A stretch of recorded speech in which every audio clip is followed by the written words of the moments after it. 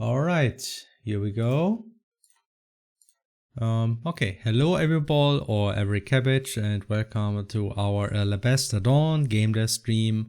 I'm Felix aka Luxen. I will do the game development today. And with me in the voice chat today are Henne aka Geflügel, and for the first time, Snoo aka Javid, our animator. So he did pretty much all of the very cool looking animations of our game. So if you have any questions about the animation style, I mean, he's here today. Hello, welcome here. So, and yeah, what we do here is work on the game. And you can ask questions. You can also leave comments about the demo. This is now the first stream we do after we released our demo, which was, 3 weeks ago. Kind of feels like it was longer, but yeah, it was just three weeks ago, a bit more. And we already have over 1,000 reviews, and so that's very cool. And it seems like most people like it, so that's pretty much all we could have wished for, I think. Obviously, there's still some issues that we will work on, but for the most part, people seem to be very happy. So yeah, so we do have some music. Let me turn it on before I forget. Pause off. So just some random. Okay, it skipped to something else, I guess. Okay. And yeah, so if you ask any questions, make sure to write at ReadyGoFishGames. So that helps for me to spot the question. Otherwise, I mean, yeah. Illuminance asked, "Can I ask the question if I'm able to ask questions?" Problem is the question isn't in the call right now. Okay. Can I ask the question of if I'm able to ask questions? Okay. What? Yeah. By the way, before we go on, let's first thank our big supporters. Raid Shadow Legends. No, I mean Askan Hawk for subscribing for 15 months. Thank you. And Baksari subscribed with Amazon Prime, which is, by the way, if you have Amazon Prime or Twitch Prime, you have paid for it, I think. But you can then use that power you have to subscribe to a channel like ours, for example, and give us money. Exactly how it works. That's something you can do with Amazon/Twitch Prime. By the way, speaking of Raid Shadow Legends, I started playing it recently. No, I didn't, but I watched like a video about it. And it's apparently bad, right? What? No. Okay, so Snow is like, how should we call you in the stream, Javid? I'm not sure. What do you prefer? You can call me by my name, or whichever. I don't mind, really. Yeah, so Snoo is like a fairly new team member. I mean, he's been around already for, I think, 2 years? Is it 2 years already? At least over I think a I year. reached out when it was like 2022 or Mhm. something like that. No, don't tell me it's already 3 years. Oh my gosh. We have been working on this game for too long. I do think it's 2 or 3. I do Yeah, think definitely it's 2 over or 2 3. years then, maybe 3. But yeah, he's essentially like a pretty experienced reanimator. You worked on other games, which I always keep forgetting the names of because I'm horrible with names. And he just reached out to us and was interested in working with us on Alabaster because he saw some stuff with our animation system, and that's how things started pretty much. And now he's like probably the biggest expert in our weird 2D pixel art animation system. In the world. Yeah, in the world. Because not too many people work with it, yeah. By the way, Kanche said reanimator, so he's a necromancer. Sorry, but I already made the joke pre-stream, but still respect for doing it. Yes, wow. And fun fact, he's really good at what he does. I can vouch for that. Makes very good animation. Top Curse asks, sorry I got here a second late. Can we get another round of introductions? I can't shake hands, but I would love to know the people behind my new most anticipated game. Wow. Okay, very quickly, there's not too many people here, so I'm Felix aka Luxen. I will be the one doing the Gamedev here live on stream, and with me in the voice chat is Henne aka Geflügel and Snoo aka Javid, who did most of our animations. Most of the good looking ones. So pretty much all of them. By the way, ones, yeah. If you have missed the early parts of the stream, you can actually watch the stream VOD on YouTube after. Yeah, there's also a recording on YouTube, unless I forgot to upload it. But recently you would never do that. Yeah, it happened. But these days I'm just doing it right after the stream. Yeah. Yeah, which is a good idea because with Twitch at some point it gets deleted. We got a question by Kanche. The game feel / character controller is really good. Who was responsible for that? Mostly Felix, I would say.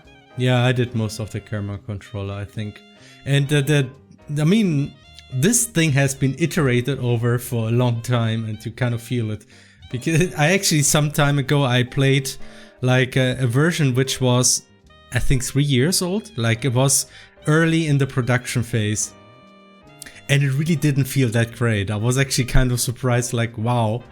That actually feels surprisingly clunky for somebody. Like, we did this after we made Crosscode, but we still managed to first develop something that feels clunky, and then we had to go over it like several times until it felt really smooth and everything. And there's still some details I've tweaked just a few months ago. So, and this probably still keeps going on. I mean, the game feel is different than Crosscode, so... Yeah, like some things are different. Like the attacks are, there's more longer attacks and a more complex combo tree, so there's more things that you can mess up, for sure. Thanks to Jack Crosscode Morant, by the way, for gifting a membership to someone, to Dagger. And also big thanks to Psychiatric for 61 months, saying, over 5 years now. Damn, you're basically funding. You're basically the biggest funder of the development for games, almost. Also, we got the question: how much is the demo compared to the full release? Like 10% or something? It's probably more than 10%. I would estimate. Yeah, it's a bit more.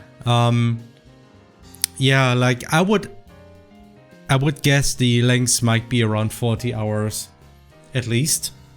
Like it kind of depends on, you know, how things go with development and like if we accidentally stretch stuff or not.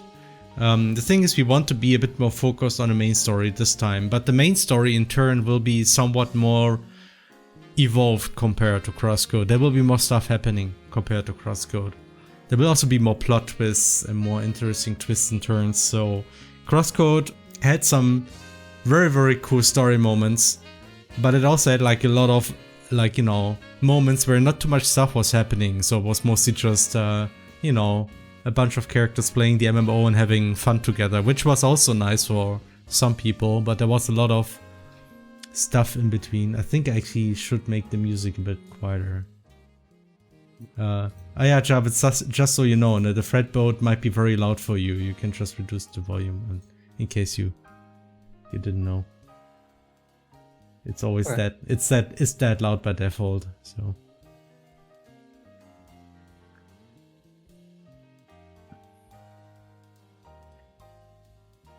and so yeah, 10% is probably even more than that. It's again, it's gonna be a long game. You have to stop doing so long games.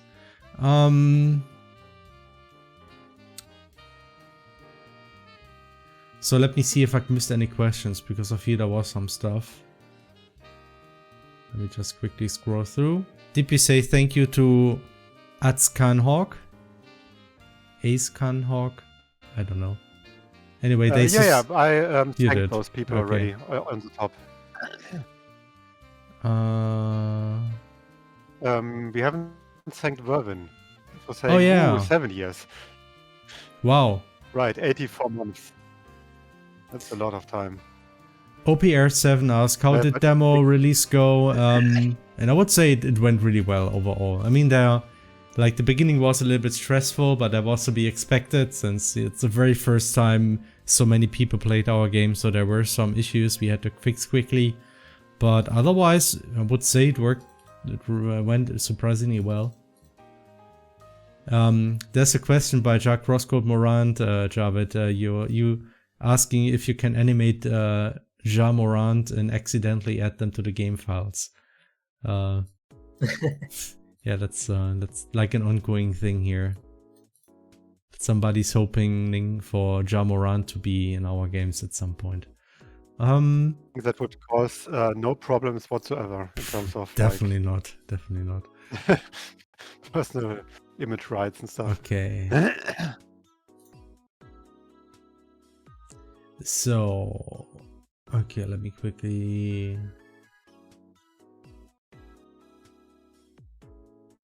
Is there really good first?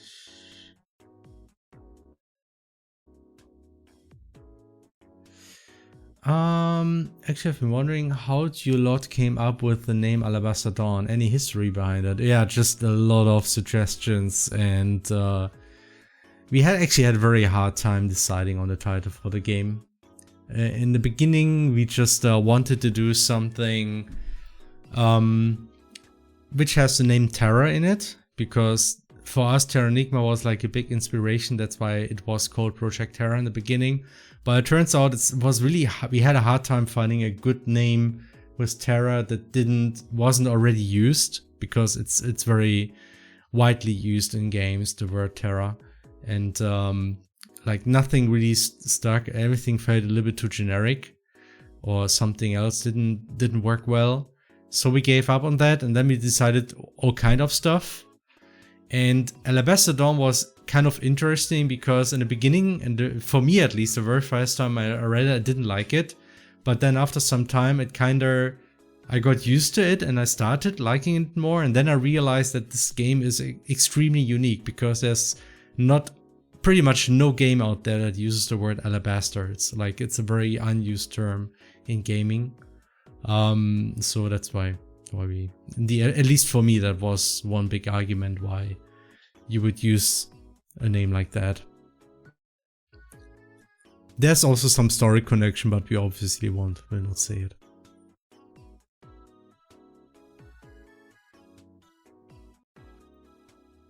Okay. How far do you feel you are in development process? So that's a tricky part. Like we still have a lot of content ahead of us. I would say in comparison to Crosscode, we are further compared to when early access for Crosscode started. Because for Crosscode we did stuff like we added party members during early access and things like this. And we also have more content ready, I would say. but not too much more content. We are kind of like working more stuff ahead, like in terms of graphics, enemies. A lot of stuff is already worked on. We are not even that close to implementing it entirely in the game, so it's kind of ahead in the plot. But yeah, it's still pretty far from being completed, which is why our next goal will be to start an early access, because we definitely need to extend development time by a bit and see how things will go. Yeah. But the good thing is that at least in terms of features, we have, I think, really most things done. There's like one bigger gameplay feature I still need to implement entirely. You did actually see something from that in the prologue of the demo, but it's not entirely finished yet. But that is like the last big thing we still need to implement. You mean the limb loss? Yes, exactly, Hannah. That feature. This is what we do in our game. It will happen all the time. Oh man, all the time. And then you have to go to like a limb doctor and farm. The thing is, and people probably didn't even see that happened in the demo, so that was almost a spoiler now. It's fine. Oops. I mean the nothing. It was implied. Implied. Yeah.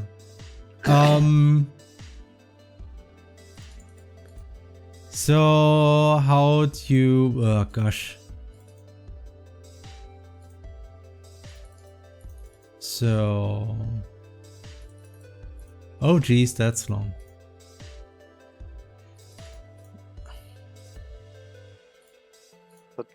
I'm really curious because of how awesome the combo was. Did you decide on adding delayed combos because of DMC? So first of all, the reason we have so many complex combos is mostly because of Regiden, who unfortunately isn't here today in the stream, but he really wanted to have more complex options for when fighting with weapons. Mostly because he's inspired by Neo, I think. And Neo has like a skill tree for weapons, which is somewhat similar to Alabaster, and just a lot more complicated, like complex. But yeah, when it comes to controls, I think we went more with the DMC route. Mostly because I just wanted to only have one attack button. And so that's why, yeah, it's the delay combos, kind of like in DMC. Fun fact about combos, in the beginning, we wanted to do something like mesh combos, where we wanted to say, okay, you need to press very quickly to actually do certain attacks. Then I realized that modern DMC games actually don't do that. And when playing around, I actually realized that this is really, really exhausting. Because you need to tap really hard, fast, otherwise if you're a button smasher like myself, you just tend to do it accidentally. So that's why we decide against having combos that react to very fast button presses. Instead, it's mostly about either holding the button for a longer time or about just waiting for a certain amount of time before you press anything. And the backdash, yeah, that's the weird one in our system.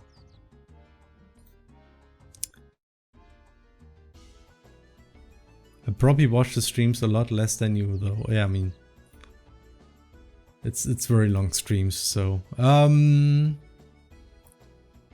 are we going to get more insane puzzles? Those were some of my favorite parts of Crosscode, but this also isn't Crosscode.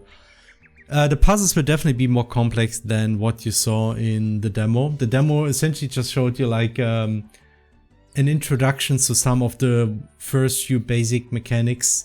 It didn't even get to the special feature of the chakram. The chakram actually has a feature of catching things and moving it to another spot. Sometimes I feel maybe we can do like a small extended demo version where people can try some more puzzle mechanics, because I would be curious about feedback for those from a lot of players and see if people struggle with that or not. But yeah, like there will be definitely more interesting puzzles. One thing we try to reduce is the timing aspect. So there will be less time pressure in executing a puzzle in the right way compared to what Crosscode did, like the ball flying around and you having to do a lot of stuff in parallel. So we will not do that. At least not to that extreme. We might do some timing puzzles, but they will be more generous this time, I would say.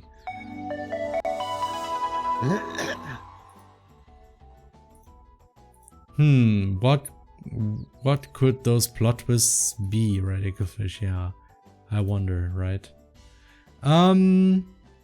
What I did like about Crosscode was the slow world building, characters entering with you and questions slowly building up while thinking about what really going on, then getting big payoff moments, especially getting to the place of the start. I enjoyed the demo, but it was a little bit laggy. Have you considered adding settings to lower the graphics for performance and rendering the game at a lower resolution? Yeah, we are planning to do that. So especially if you're playing the game with a very old graphics card or integrated graphics, those still seem to be performing very badly. So we want to look into this. We have been kind of trying to do this somewhat, but it's not that easy to find the reason why our game runs so slow. So in the best case, we might be able to find something that things will run at least somewhat better in general. In the worst case, we will at least add options so you can do stuff like reduce the resolution. However, you need to understand that reducing the resolution means essentially having half the resolution. So you get a game that runs on 640 times 360 pixel, so half 720p, and that means that things will look kind of pixely. It will look more like a 3D PlayStation pixel art game, which in my opinion has its own charm, but you will notice the lower resolution more compared to Crosscode, because in Crosscode there was less zooming and stuff like this. But yeah, this will likely help a lot, because I know that I tried this before. It's not fully implemented yet, but technically it already works. And it definitely helps for performance. Also, we will look into options in simplifying the rendering pipeline, like you can disable shadows and things like this. And I think this will also help a lot. So yeah, we are looking into that.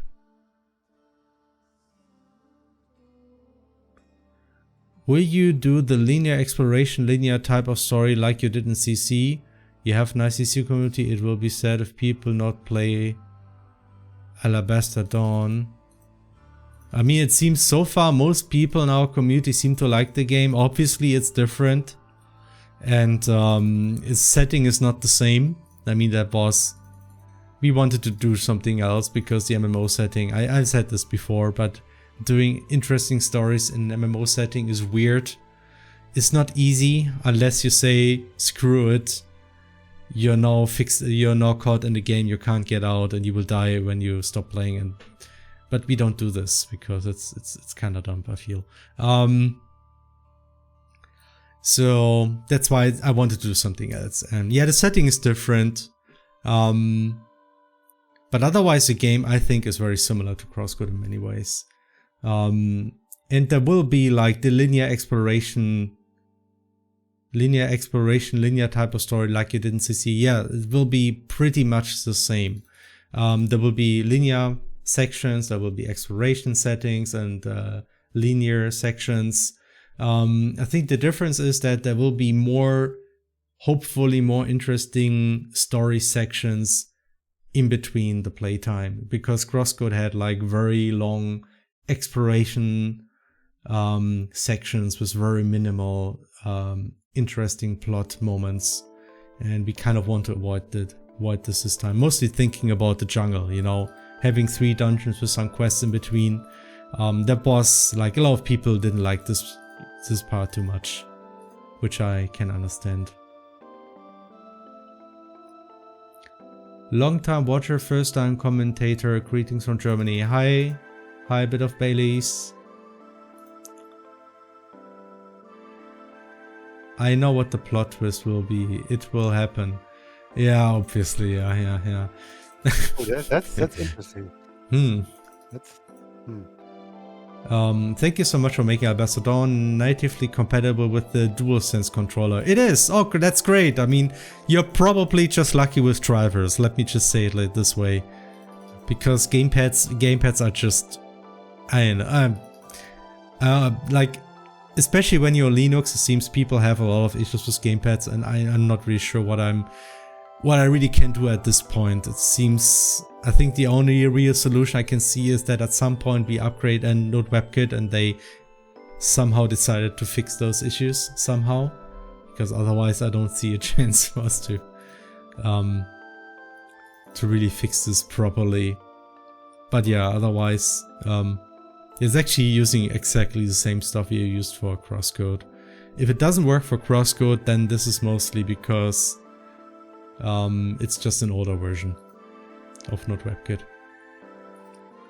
So, there's a lot of questions this time, but that was to be expected. Will we actually get to Gamedev? Let's see.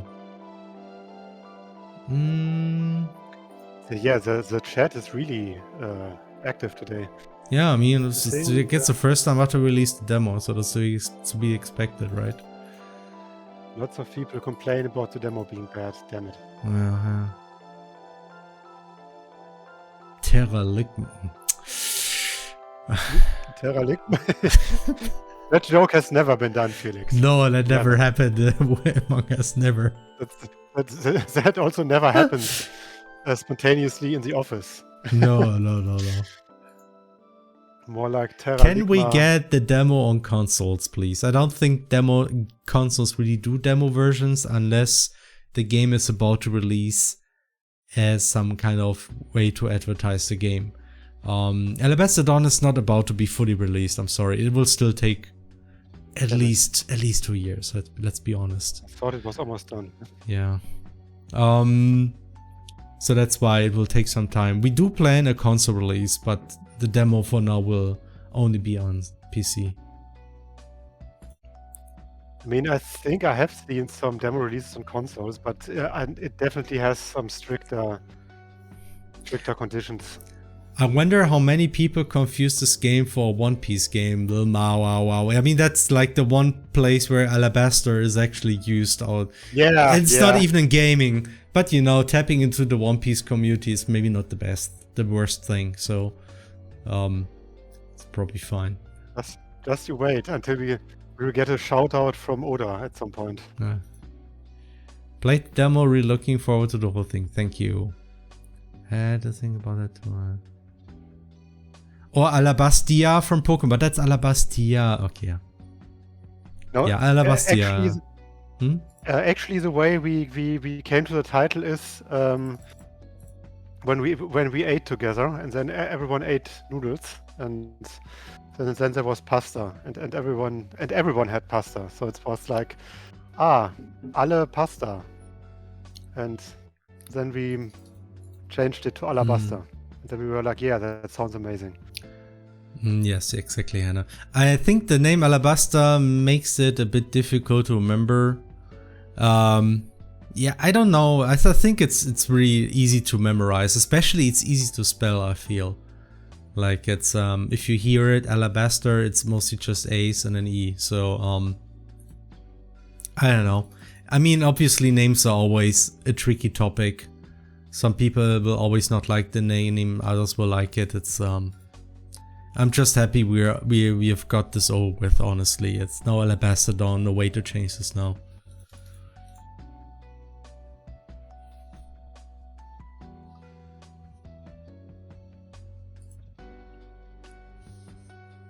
Are there any plans to release Alabaster Dawn on GOG after it released like Crosscode? Yeah, GOG is definitely an option with time.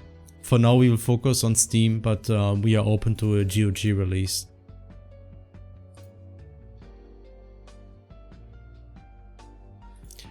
Where? Oh, I'm at the limb loss part. Holy shit. Oh my god, I need to catch up. Where can I send feedback about? Where can I send you feedback about the demo? The thing is, we do read reviews. Mostly, you can write something in our Discord. This is what works. I do read the Steam forums too. At least I glimpse over it. You do? Yes, I do. Sometimes look over the forums and see what people write. Yeah, it's one important source of feedback. Next to, you know, people complaining about DEI, which is something I just ignore. Yeah, you have to filter your. We got a new one claiming our game has no white people. I guess it's true. We didn't really use literally the white color white for our characters. I guess that's true. Yes. Man. Oh, I mean, man. I really need to check this for a moment. Also, did they maybe consider that there's like, I mean, it's not even true, I think. It's not even okay, this guy's not in the game. Let's look at our all NPCs that we have here. I mean, obviously for the first village, yeah, they're you know, they are less white. Let's say it like this. Here, look, this person. You gotta tell me this is not white. Do we? Yo, I'm not streaming. I'm sorry. No, that also happens on stream. Look at this character. You know, Estera. This is not. Oh, come on. That's actually true, right? We have red hats. Yeah, they're like this one policeman meme where they're taking out the color scale and checking if this white's sufficiently white or not. I don't know. People are just dumb. Yeah, that's why there's some culture background, which is one of the reasons why most character in the beginning of the game are less white. So there's actually some thought that went into this. But yeah, let's not get into this topic too much. Like, we should have made it like the in the last Airbender movie, with like 2 random white people in the Southern Water Tribe among all the Inuit. Yeah. That's good world building. Anyway, the mesh hammer combo is really funny. Yeah, we are still considering going over this one, isn't that right, Javed? Yeah, it does look a little goofy sometimes. Yeah, we still need to discuss this with Stefan, or maybe just try something and see what he thinks.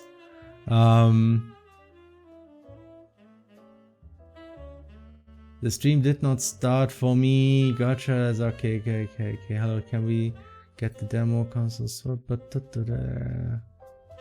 there's an accessibility issue there that you'd almost certainly need to include an option to turn off for people.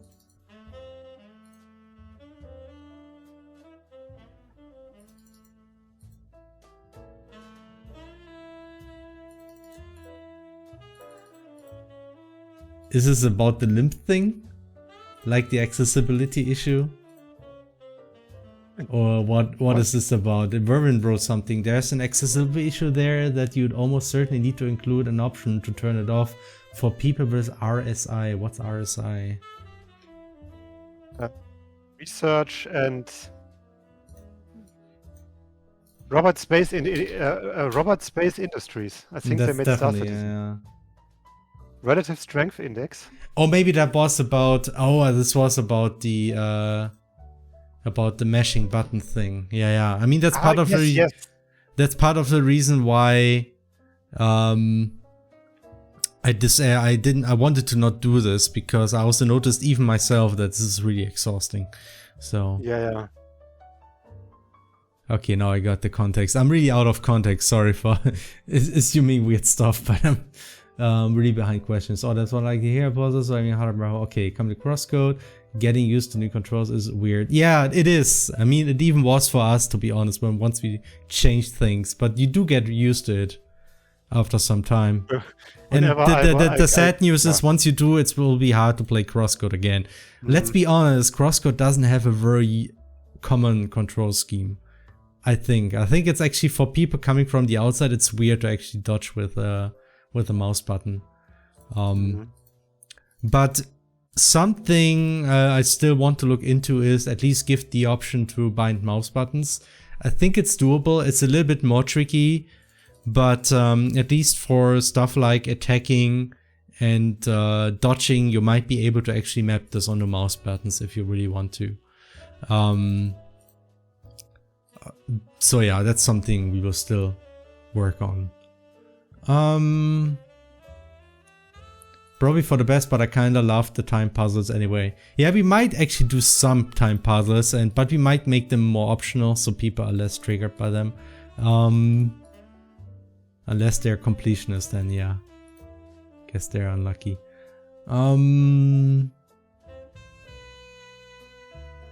They felt awkward for me too. The most that arts button is a different place, but other buttons felt. Yeah, I mean that's just normal.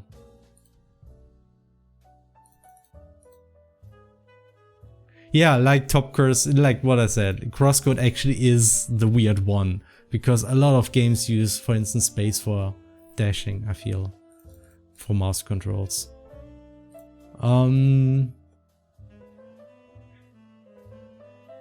Yeah, I hope there will be very challenging different ways to make up for it. I mean, crosscode was not only tricky because of the time puzzles, at least I hope it was at least interesting to just figure out a solution to. If you want to test stuff on Potato PC, joke, yeah, I can test. I mean, yeah, I mean with time, once we get to actually optimizing things, I might send you something.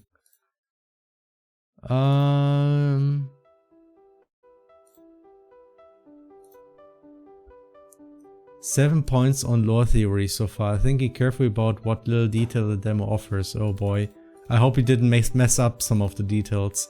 Not really a question, but I do think you all have a single best pixel art style in business. Thank you. Thank you.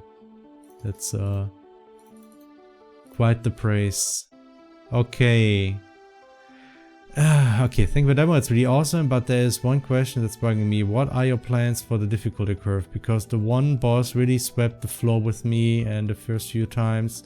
Skillshare not out of the question. I mean, to be frank, that's probably... Which boss though? I mean, the one at the end or the one after when the skipping starts? Like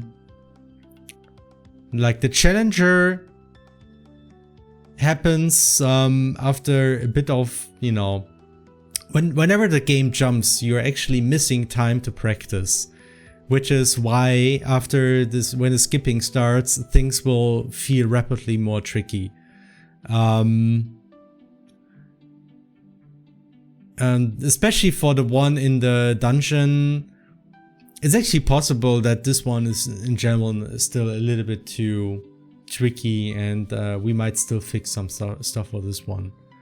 But otherwise, I mean, if you have played crosscode, it tends to be tricky, and we actually want to still make a somewhat challenging game.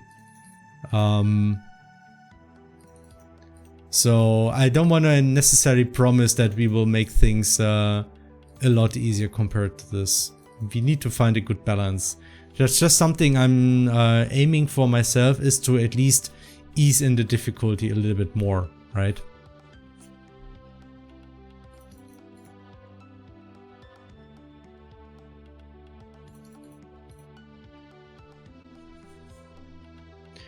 Originally, art flowed into your normal combos. Now it feels different. Not sure if that's a good thing or not. We'll have to see. I mean, strictly speaking, you can still just include a combo whenever inside your combos. It's still possible. The control scheme changed, but we intentionally made it so melee combos are aimed at the mouse direction this time. This actually gives you the option to kind of, you know, you do a combo, you press shift, which makes it tricky to aim with VASD, so you can actually aim with the mouse button to whatever you want to do, and you can cancel whatever you attack with the divine arts. So I actually made sure like you can essentially cancel everything. Yeah. It might be like the style of diviners that we actually implemented. They are actually not quite as quick compared to what you have in Crosscode. And another aspect is that the Alabaster Dawn diviners will be in general a bit more heavy hitting. But yeah, otherwise I do think that combos are still very much possible with diviners. About how Juno would interact with things happening around in the world.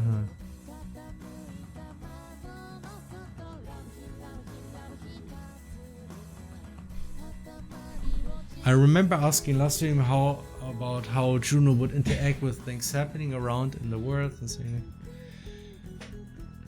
I did like seeing how Juno interact with Cabbage, the other character considerations she was handling with the demo. I mean, that's a big difference in writing a character that can talk, obviously. There's more ways to react explicitly. There's actually like, you need to make sure she doesn't react too much because it also quickly gets annoying. I think one of the most common concerns I've had about the D so far is that the setting seems very generic compared to CC. I don't share those concerns personally, since I trust you implicitly to do some cool and unexpected things with it. But is there anything you can share that might actually assuage those fears for others? I mean, the game will not be a traditional good versus evil stories because we don't do those. At least not in the extreme sense, so you can expect there is something going on with Nyx too. It's not just the random big bad guy. I'm not sure how much else I want to share about this too much. I mean, one thing I can say is Alabaster Dawn is a lot more focused on worldly themes compared to Crosscode. Because in Crosscode, you were like one of many seekers and you were just doing your thing, and this was not really the part of the story. It was more about the person's story about Lear, like what about Lear, what's up with her. Alabaster Dawn will also have more personal story elements to it. You don't see too much of that in the demo. I think there will be more stuff visible about this, especially later when we release in early access. You actually see some more interesting plot developments happening. All I can say is that we did think a lot about the story, and I think there will be some pretty cool moments later on. Especially the game will have a couple more mysteries and a couple more twists, so to say, that happen in several moments. So it will be a bit less like Crosscode, where you had essentially one or two major twists in the whole game. Though those were like very strong story moments, and I'm not entirely sure I will be able to match like those extreme Crosscode moments in Alabaster Dawn, though that obviously depends on what kind of that obviously depends on your taste as well, but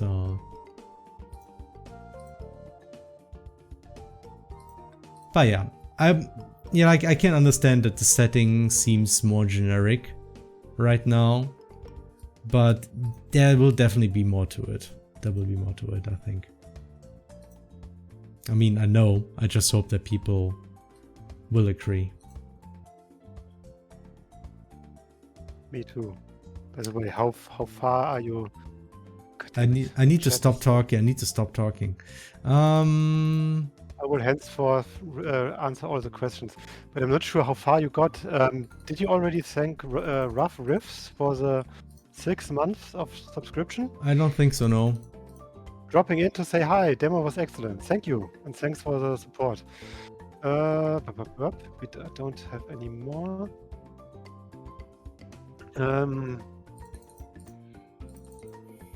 I mean, I actually can understand. One issue is that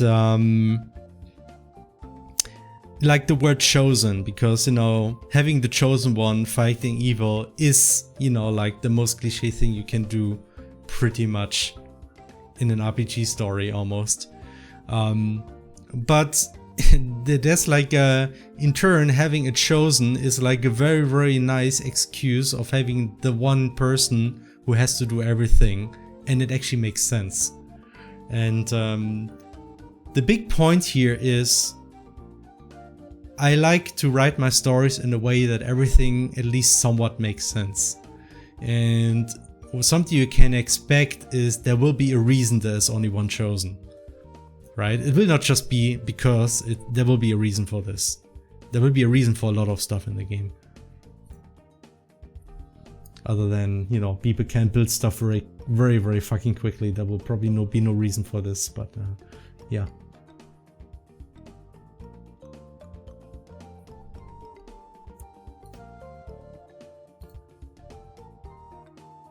It's actually that all the pasta fell down to the floor, so we all said, Alabaster, no. Oh, yeah, that's exactly, yeah. Exactly. Alta pasta dawn, oh mamma mia, or something. Why is there no Leia plushie sitting on the printer? Good point. Dang it, I don't have the new one. So has to be like the OG Leia plush. That one is unfortunately not for sale. Can you see it? It's very small, but yeah. There. She's watching now. She's watching me. She's actually not watching me. She's not quite as good at sitting compared to the one from Asia. Yeah, she likes to fall over a lot. So let's hope she will not fall down. Okay, so 100% agree. Yeah, 100% ready fish games deliver, but yeah, I could do a better job of getting the player interested. Yeah, let's be honest. I feel CrossCode didn't have the best start either. I think that there's a lot of, you know the story, you know where it goes, but I feel the beginning of the game is kinda, it does have some mysteries about what's happening with Leia, why she's in the game, but Alabaster has also like its share of mysteries. So I don't necessarily agree that it has like the worst start from both games, and in general, it's actually tricky to kind of like leave the best impression about the story right from the beginning. You kind of like need to get warm, at least, you know, with the kind of games we do.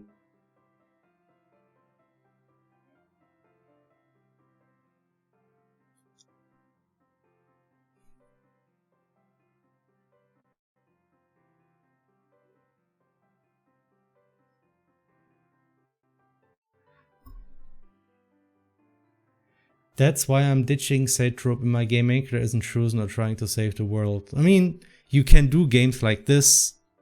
We just decided to do another game where this is the case.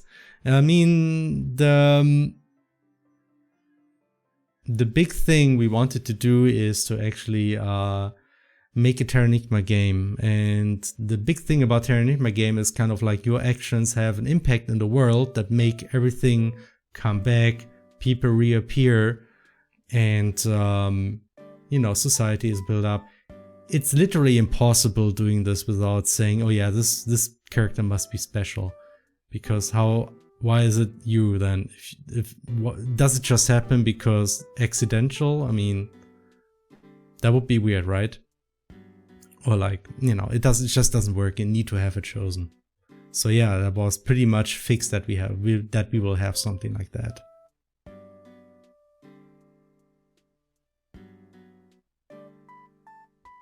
Oh, wirklich toll. Okay.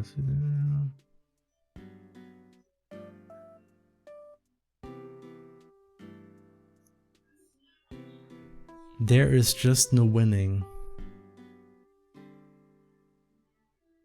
Oh, now we are about like the white characters.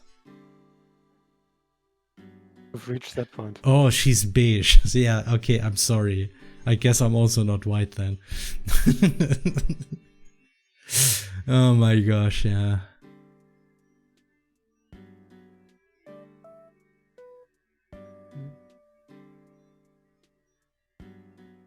Thank you. Let me comply about anything. It's just the way things Alabaster is.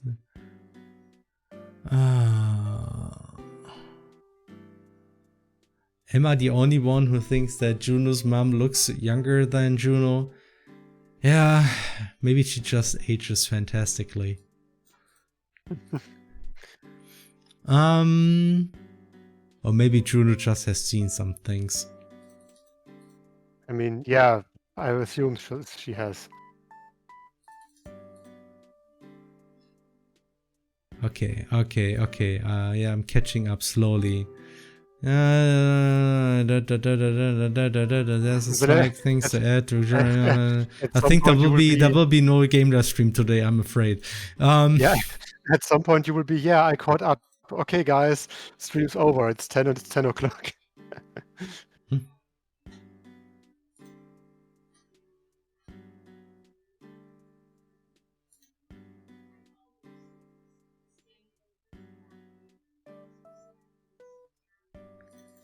Yeah, all the things I said about control scheme are mostly related to mouse and keyboard controls. I think the gamepad controls, I mean, they're also not too different for Alabaster, except for, you know, the dodging. It's now a face button. And a lot of people actually complained about the dodge not being a face button in CrossCode. So, yeah, I mean, controls are just tricky. I think it was the Challenger that won the village with all the people around. Yeah, the Challenger. Okay, yeah. That is like a more tricky enemy. That's for sure.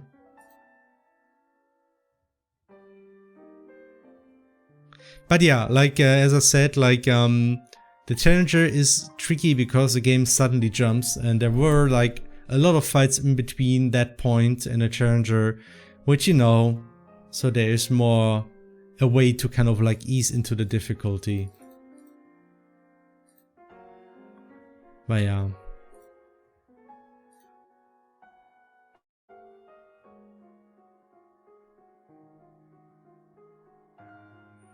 Dropping in to say hi, the demo was excellent. Thank you.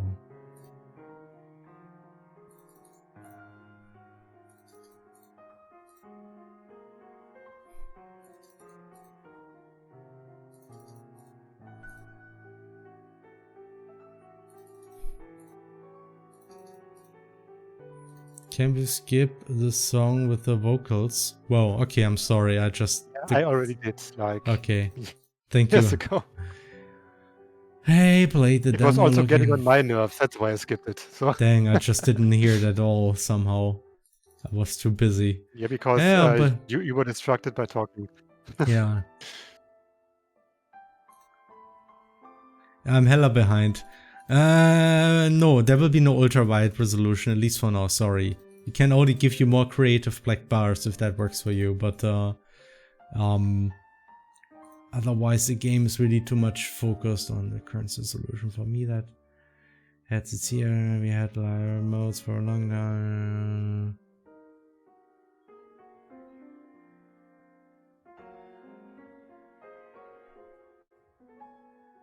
I mean, I think the 3 gameplay modes that you talk about was one of the early demos that we eventually removed because it actually showed too much stuff. And then there was like the early access version, which then I guess the first early access version actually also had like the 3 game modes, right? I'm not exactly sure.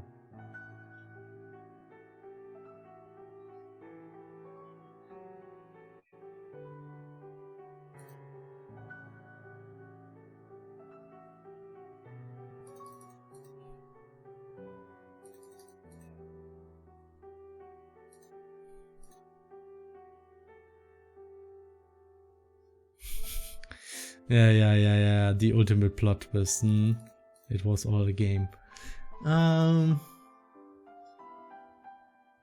There should be a game where the hero is simply chosen by throwing the dice. I feel like something that people are kind of stuck is that they feel like Juno is like the chosen. The thing is, there's actually like more than just Juno. There's, I mean, as he said, there was originally supposed to be 6 Valor and 6 Wise, so 12 people who are supposed to do the job. And for some reason, it's just her. There is a reason for that.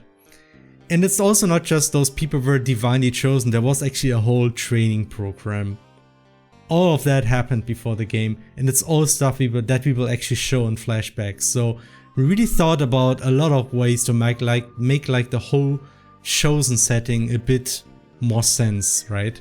So there is a lot of thought went into this, I would say. But yeah, you don't see much of that in the demo. That's the issue. If I hear like, oh, they roll the dice, I mean, you could make a scenario where the chosen is chosen in the Xenoblade 1 Nopon way, where they just made Ricky the chosen because he had the most depth to other people or something.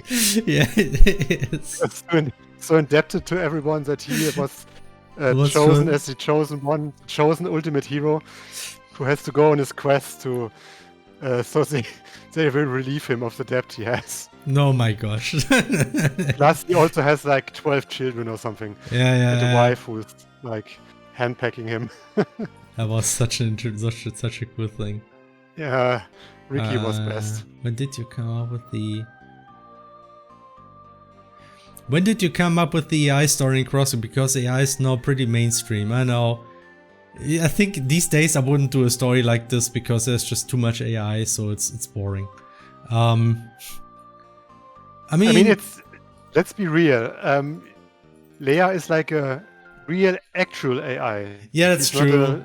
The current language models are still far from what Leia can do, I would say. And honestly, I kind of like the idea, and my goal for CrossCode was to actually kind of go over this whole barrier of, AI have no emotions. That's so computers can't have emotions. And now people actually realize that like a large language model can be pretty convincing on an emotional level too, if necessary. Who would have thought? Because I always thought that emotions are overrated. There's nothing too special about them. It's just because they're so freaking abstract. And I mean, that's why I just wanted to get over this whole thing. So I just said, okay, this is a character. This character acts perfectly human, just mute. Oh, guess what? She's an AI. And then I thought that was clever. Yeah, that's why it happened. Mm-hmm.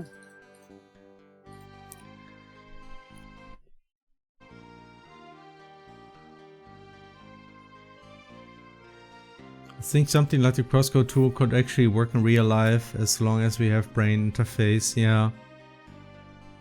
Maybe. Keep in mind that how AI is perceived nowadays is very different to how it was perceived back in when the game was still. Yeah. Oh my gosh. Yeah, no worries. Probably my Steam Deck then. Should definitely work on Steam Deck, yeah. Unless maybe not, because some people can't get it to run on Steam Deck. I don't know how these things are with Steam Deck, but it worked perfectly fine for me. So ultra wide resolution, it will just be 2 vertical bars with Juno on the left and 1 cabbage on the right one. Yeah, something like this we can do. That would get me to play it on my ultra wide. Really, if that's all you're asking for, that's actually doable. We can do something like this,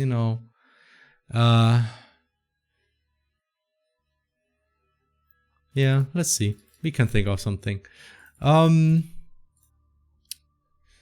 Would it be nice to see some diaries or something to read in the shelter to get more context about the world? Yeah, but it wouldn't have made sense that people leave diaries in the shelter. Actually, a lot of games do storytelling with diaries, and I always wonder, why are all those diaries there? Why do we keep stumbling about those diaries that tell a funny story? I understand.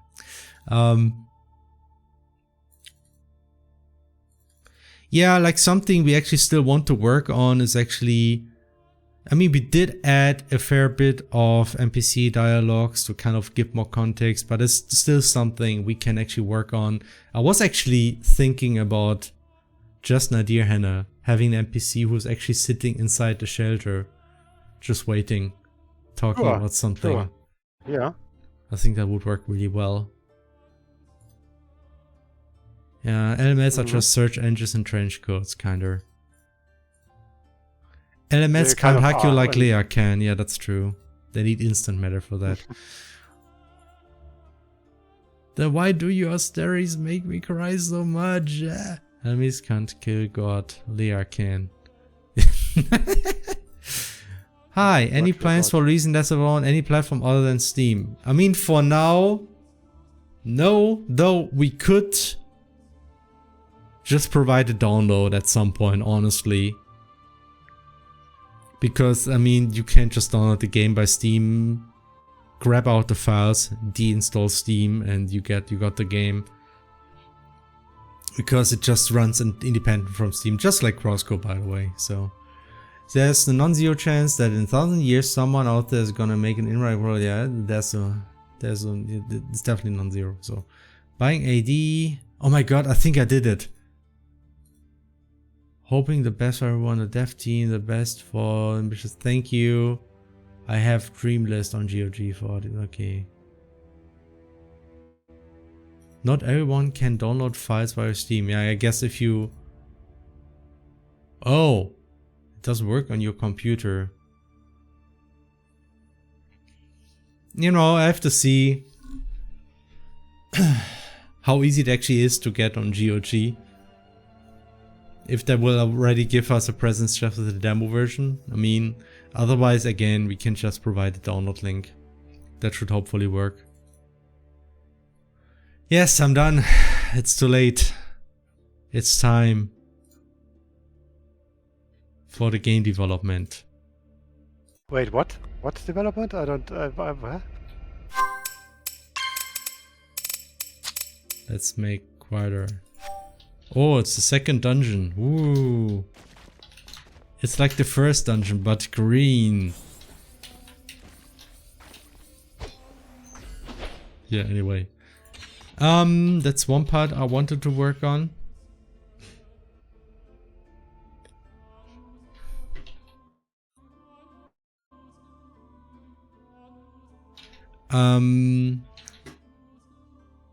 Debian. Ah, so it's a Linux where a certain Linux build. I'm also not sure if Crosscode runs on Windows 7. At least, you know, I think Kovac actually attempted to run it. I think the issue is that we are using Node WebKit, and Node WebKit doesn't really support Windows 7 with a certain version. And we kind of rely on more modern versions, so if we use older versions, the game might not run really that great. So that's why we don't really support Windows 7, I think. But we have to see.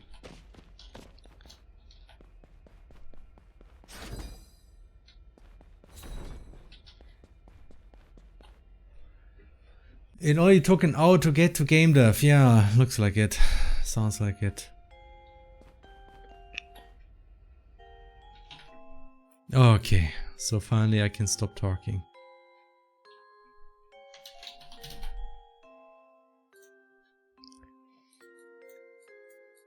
Here see the game of the word of the demo, you know. Here's what else we've been working on already. So you get an idea how big the game is already. Still more stuff to do though. I mostly just want to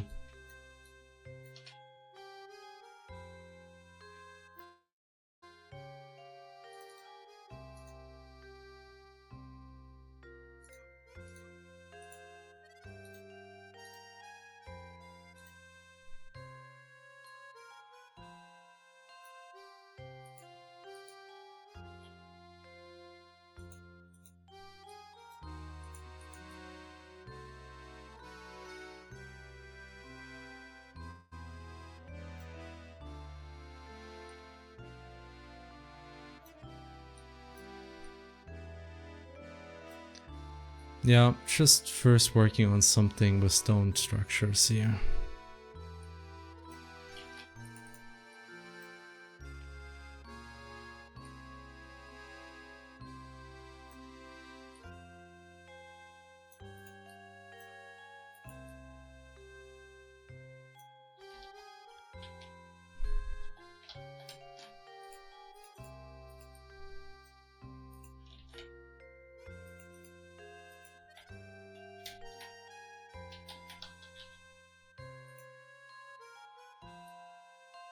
Okay.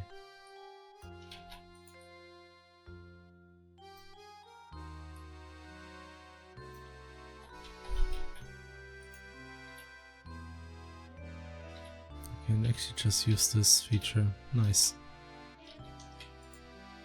Okay, just copy the style. Okay. So now you can talk about stuff, both of you. I'm just, you know. No. Sorry, I forgot.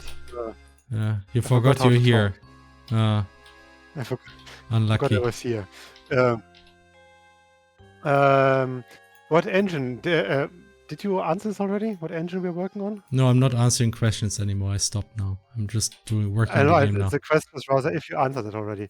Do we have like a command for that? TS? Ah, yeah, nice. Engine. Yes, we have our own engine. That's very nice. I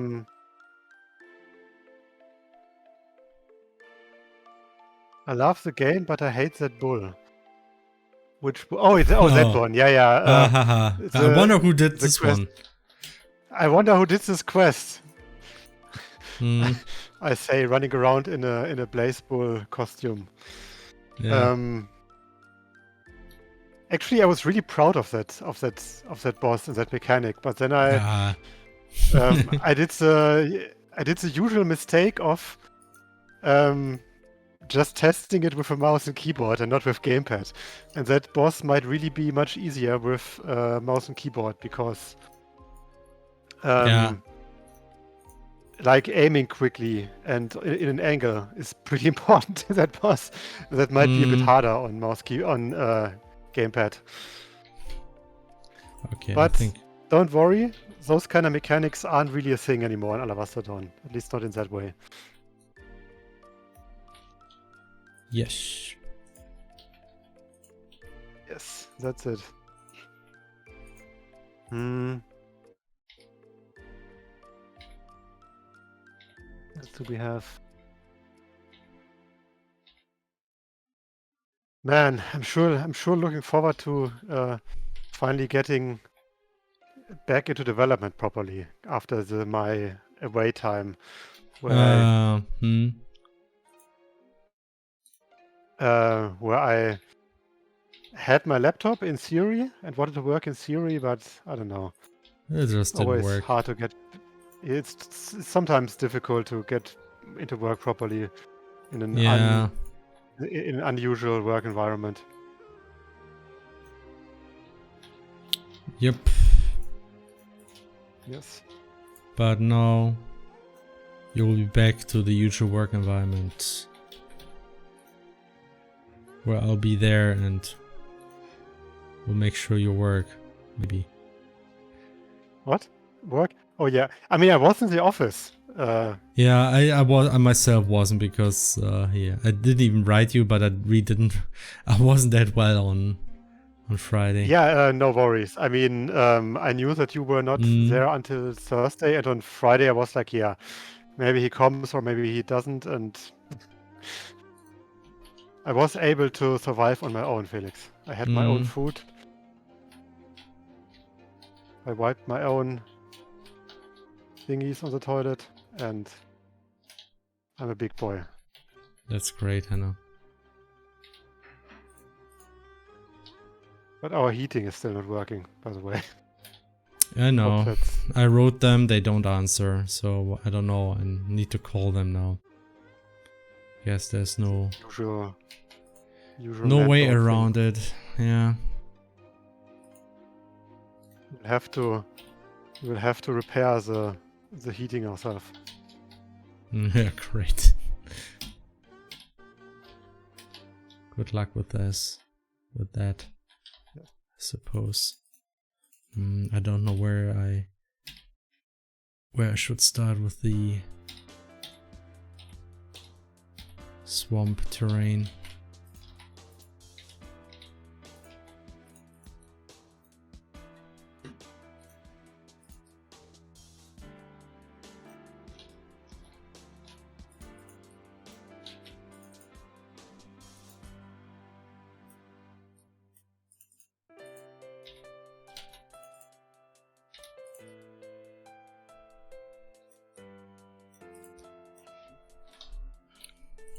Yeah, I just want to avoid having the swamp terrain on high mountains, because I feel this is something that you have down here where everything is swampy, and if you go up again you get like some mountain terrain again. So that's why I'm changing Makes this. sense.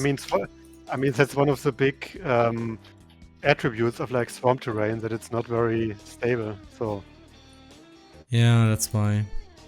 That's something I want to change first. Because up there I will be using again like the more hey stonish. Sizoi. Hi Sizoi. Sizoi in chat. Marches on high altitudes are peat box. Ah, okay. Peat box. Peat box, okay. Oh yeah, and they are also mostly flat. Hmm.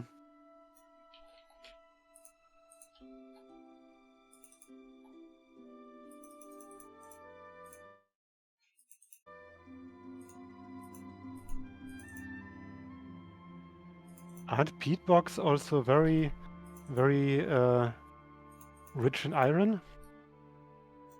I think that was like a big thing that I learned when I was researching a certain thing. Let me. Or maybe I it was wonder what it was. Okay. I wonder what it was. Okay, so this works, I guess. Yeah. Okay, maybe like this. Okay, this is good. Yeah, you know what? Oh, this one will also be stone, I decided. Okay, and here it starts being all swampy.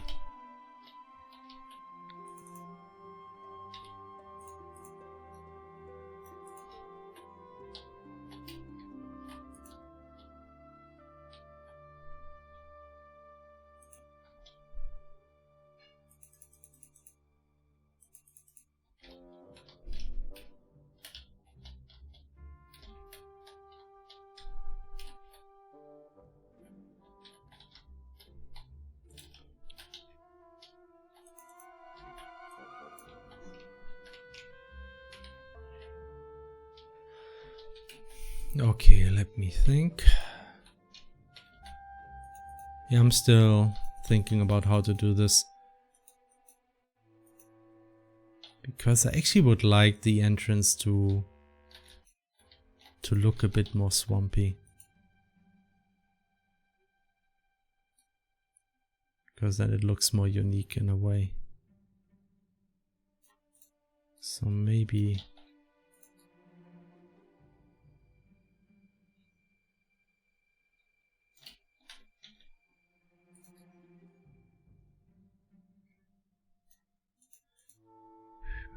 Whoop, whoop, whoop. So...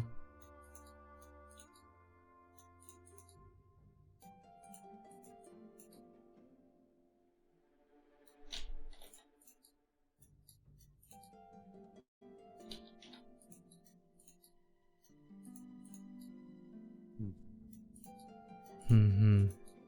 Bu- bu- bu- bu.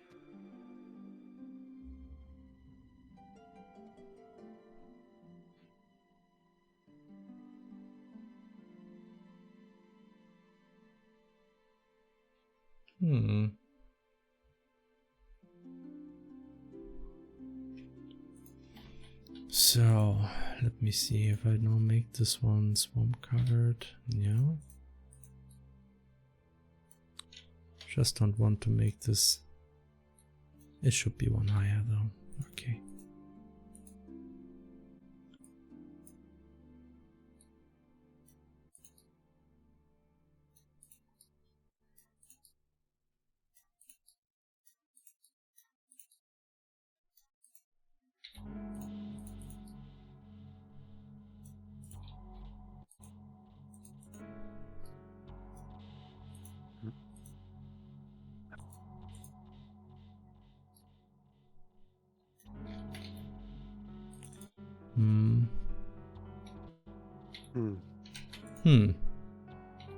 So, Felix, how Yeah. was the time that I wasn't, or rather, how were the times that I wasn't there? Was it very sad? It was very calm and nice, and the weird things appeared on my screens. That never happens, does it? Yeah. I mean, Um, who does that? I'm not even sure how were those. It was like how long a weekend? For 2 weeks now, right? Pretty much. It was basically 2 weeks, yeah. Yeah. Because birthday, wedding with two days.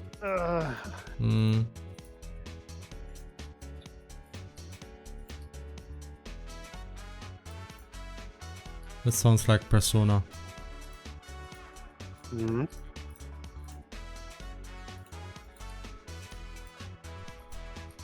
It is. It is. Oh no, it's not Persona. It's Catherine. Catherine. Oh, Catherine. Yeah, okay, same developer, also similar style. Catherine is actually a game I played. Figure that. Oh, because did you learn a lot about marriage and relationships? Oh yeah, so much. This game actually impacted some of the design decisions I made for Crosscode in a way, but more in a negative way, because this game, I mean, a lot of it was cool, but it has like one thing that really got on my nerves. It was like whenever you finished a stage, there was always the same kind of sequence that happened. And the problem was that the sequence was really unique and it always had a twist. So, and if you do like a very interesting, unique sequence with a twist in it, you should not repeat it. It gets old very quickly. So, I mean, that kind of like that's when I realized, okay, you know, variation can be very important. So you should sometimes make things up, just make them somewhat different, because it gets really annoying if it's just always the same. It wasn't pretty minor detail. It was just on what exactly happens when you completed the stage, pretty much.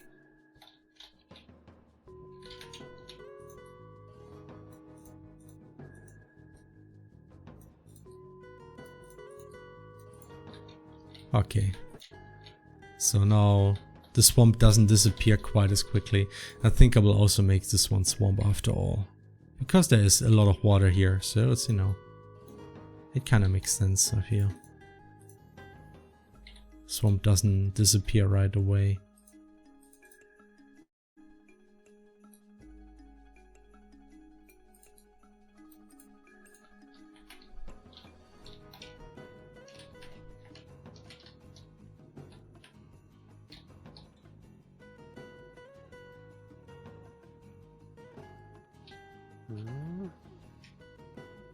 The Red Alert 2 map editor was also nice. I think I actually worked with this one back in the day. Just making maps was for Red Alert. Red Alert? Red Alert 2, I know. Ah, yeah. Alarmstufe Rot, or what was it called? Alarmstufe Rot, yeah. Good old Command and Conquer. So Red Alert, 3 syllables. Alarmstufe Rot, 5-1. Okay, it's not that yes, bad. Of course. Alarm. Okay, Hannah. Thing is, I mean, I also worked with that a bit. And of course with the Warcraft 2 editor. And then with the StarCraft editor, and the StarCraft editor actually allowed you to do a lot of like really fun scripting and stuff. I also did with the Age of Empires 2 editor. I also did some scripting. Yes. That was That like too. my first attempts to try something Gamedev-esque. Yeah. Again, for me it was StarCraft. I did some basic like maps with like conditions and stuff. Yeah. Is this Age of... Yeah, it is Age of Mythology, actually.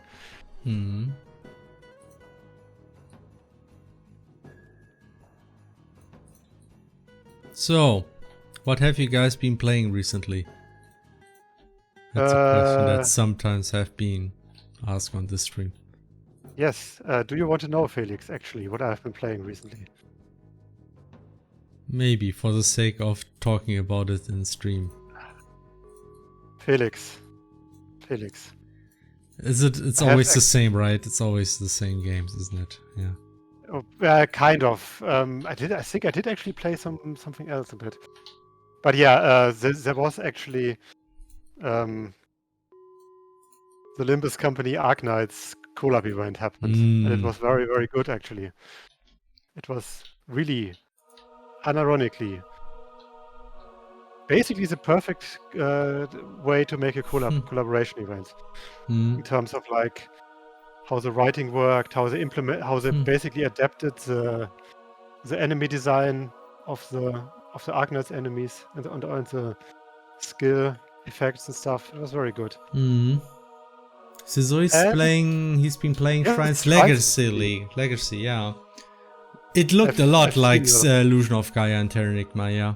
Yeah, like one of the characters in the trailer does like this one attack that looked like the flying stab attack from Terranigma. Like very similar. And I actually saw it at Gamescom. I didn't have the time to play it, sadly. But it caught my attention because the art style of the key art, like of the basically box art, but modern, was by this one artist who's also writing for RPG fan, I think. Who has like a really, really good art style. Also made some crosscode fan art in the past, from what I remember. I see. Dice SMS, I think, is her name. My only complaint is that there's little variation between male and female protagonists gameplay-wise.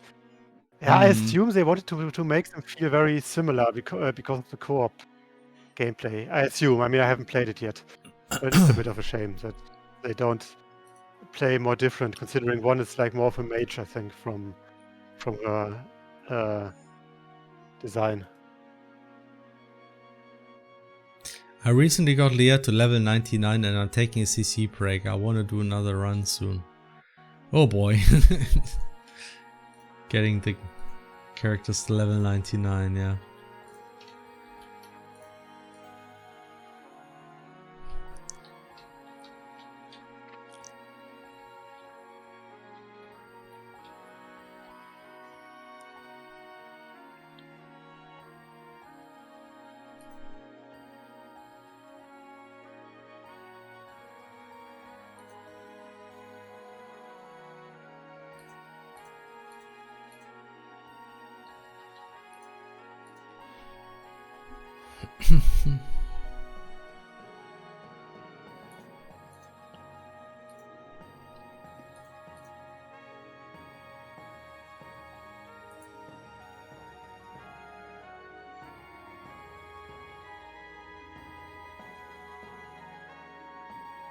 Okay, I need to create a new map now. Let's see.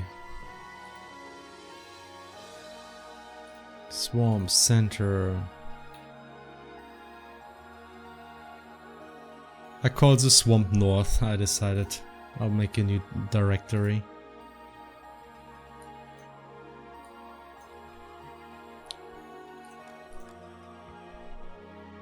Which is something you can't do in our engine yet. Probably never will, let's be honest.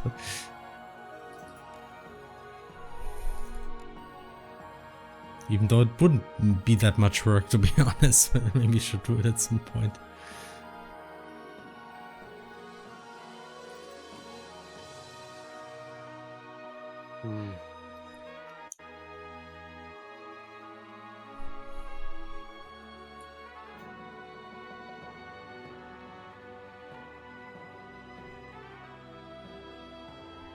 So overall will Project Terra's overall world map will be larger than CC's own comparison, smaller or about the same size. That is definitely the same size. No, we don't know. It's hard to tell, really. Shouldn't it be much larger considering the maps are generally larger? Yeah, the maps are larger, so I think it will feel more expansive in a way, since you will also be moving faster.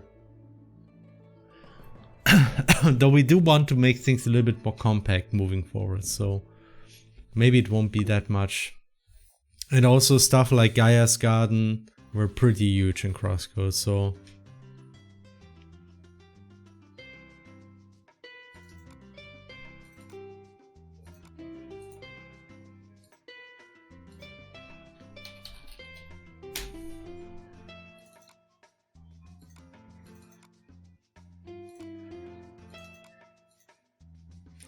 Okay, let's make this a new one.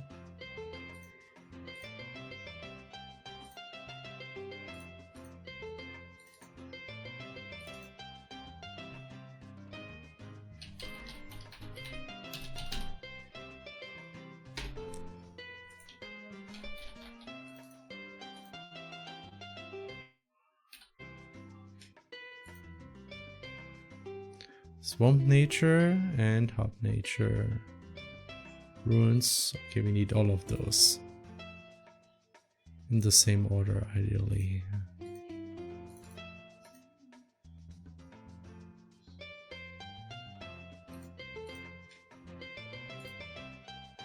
Mixed structures.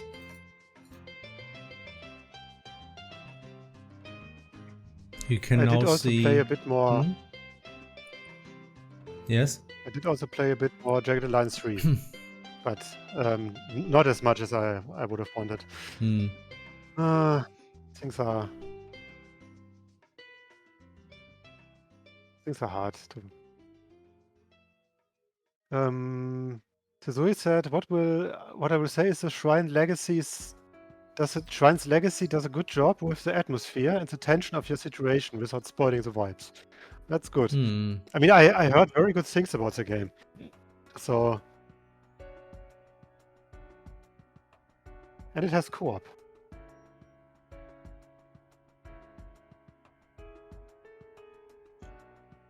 Will AD feature minigames like CC had, like the brewing minigame? We actually talked about that not too long ago. Surely Maybe this will happen. Yeah, I mean, it's likely we will do weird minigames again. We will likely have some, or rather, we will likely have a bit better excuses for the background of why those minigames happen than in CrossCode. But that shouldn't be able to stop us. OPR7 asks, is the speed up after a dash a response to Sosa's fastest way of movement, dash dash dash shield dash dash? I mean, to some extent we wanted to give players an option to move fastest without the need to constantly dash. So that's why we added the sprint. I mean, that was one of the reasons there, for sure. So... how big is this map?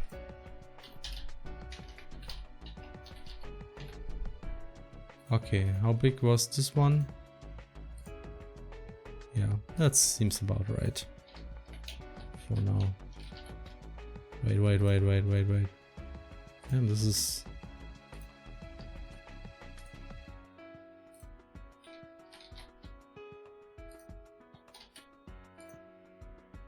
why does it seem so much larger?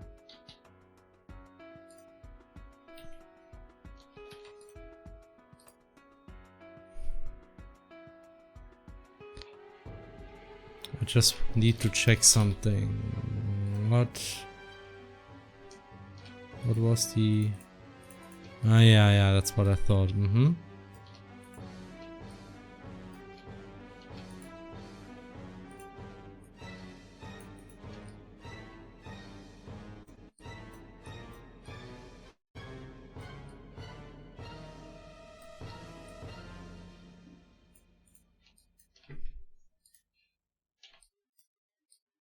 Just want to check something. Yeah, how is this map?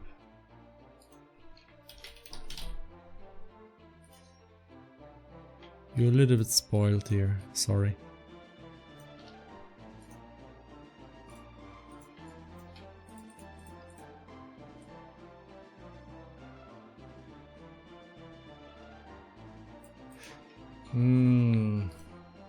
Okay, now I get it. So...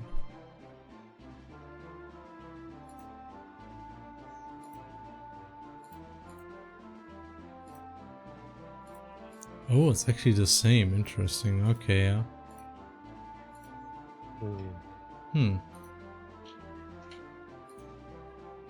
So maybe I do this one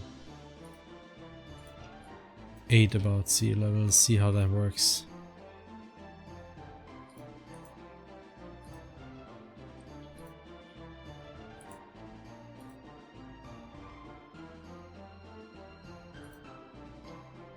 Add a map.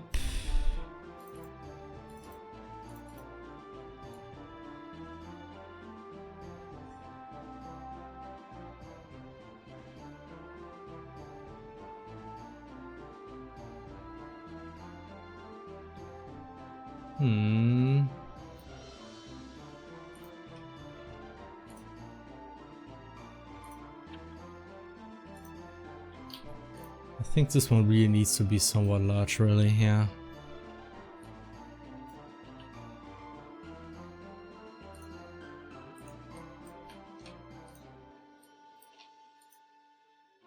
How big is this one? 180 times 160, wow.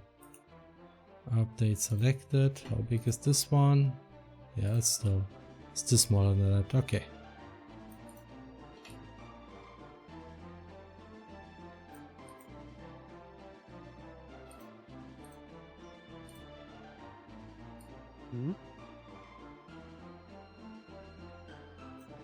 Oh, I will be playing Silksong after I finish Lobcorp.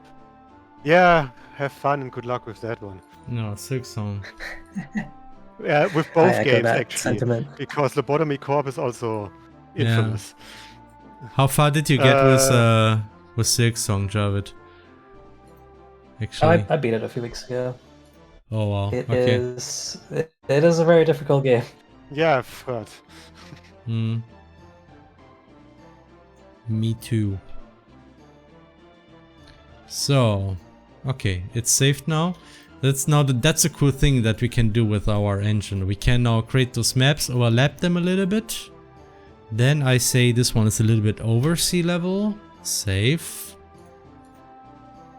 Now I go to my map that I just created here. And now I say import from the bottom. Here we go. Submit. And we got the terrain from the neighboring map. Isn't that neat? I just used fill on a very, very large map and apparently it's not that well optimized. Okay. We did it. So Jesus, maybe I really need to figure out a way to make this faster. Or maybe not, it's not that important really.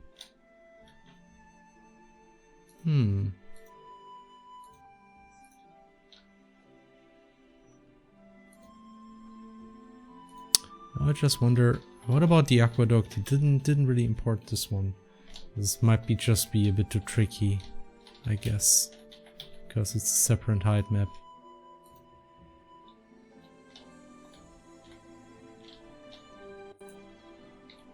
And wait. Oh, I also forgot this machine is actually pretty damn slow, I realized, so that's why filling takes some extra time. I really need a better machine here at home.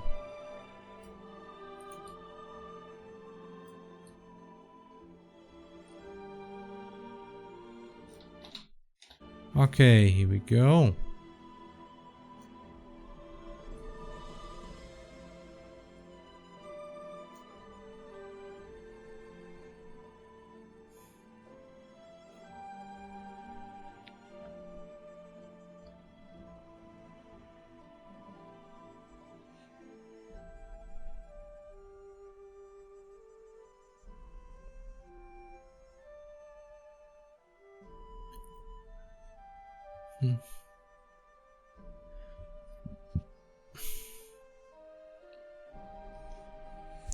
Alright, out of curiosity, will the capital mentioned in the prologue be an actual large city, kingdom, or...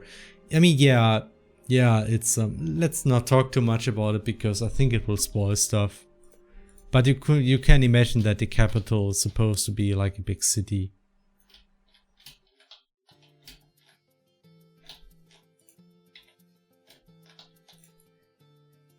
We unfortunately didn't decide on a name on it in time for the demo. That's why I just called it Capital in the promo. Which, you know, it's maybe not a bad idea because, you know, the name gives you more context. Actually, compared to just a random city name, now that you think about it. So, let's just say this was all on purpose. Let's just say, yes. Mm.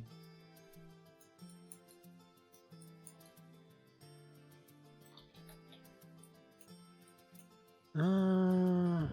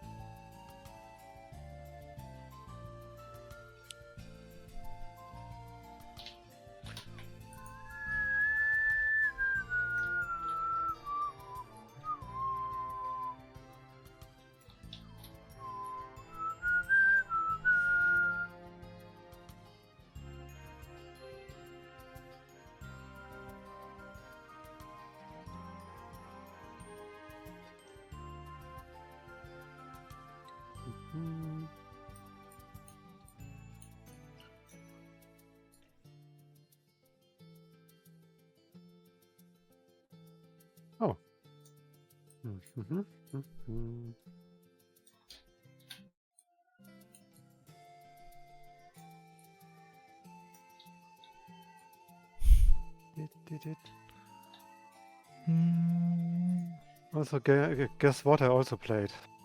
It's Alabaster Demo instead of Alabaster Dawn. We should have named it Alabaster Demo. That would have been fun, Demo, actually. yes. Why didn't we think of that? The entire game. The entire game should have been called that. Yeah. Hi, I'm definitely not French. I would like to know if there will be a laser bridge in Alabaster Dawn. Maybe. Does subscribing on your Twitch channel support your studio? Yes, like in a small way it does, yeah. But the game is funded by the game government, I believe. It's not entirely funded, and they also only funded until this year. So now we are on our own from this on. Yeah.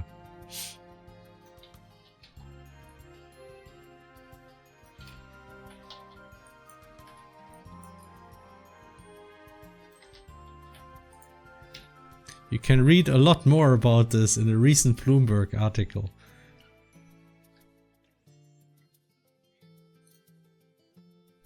By a certain Jason Schreier. You may have heard of him.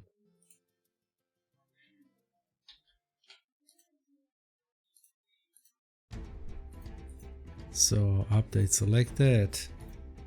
It's not the same area. Region. Please, it's a swamp. Thank you. Update. Now it works. Nice. Okay. Now I can actually add.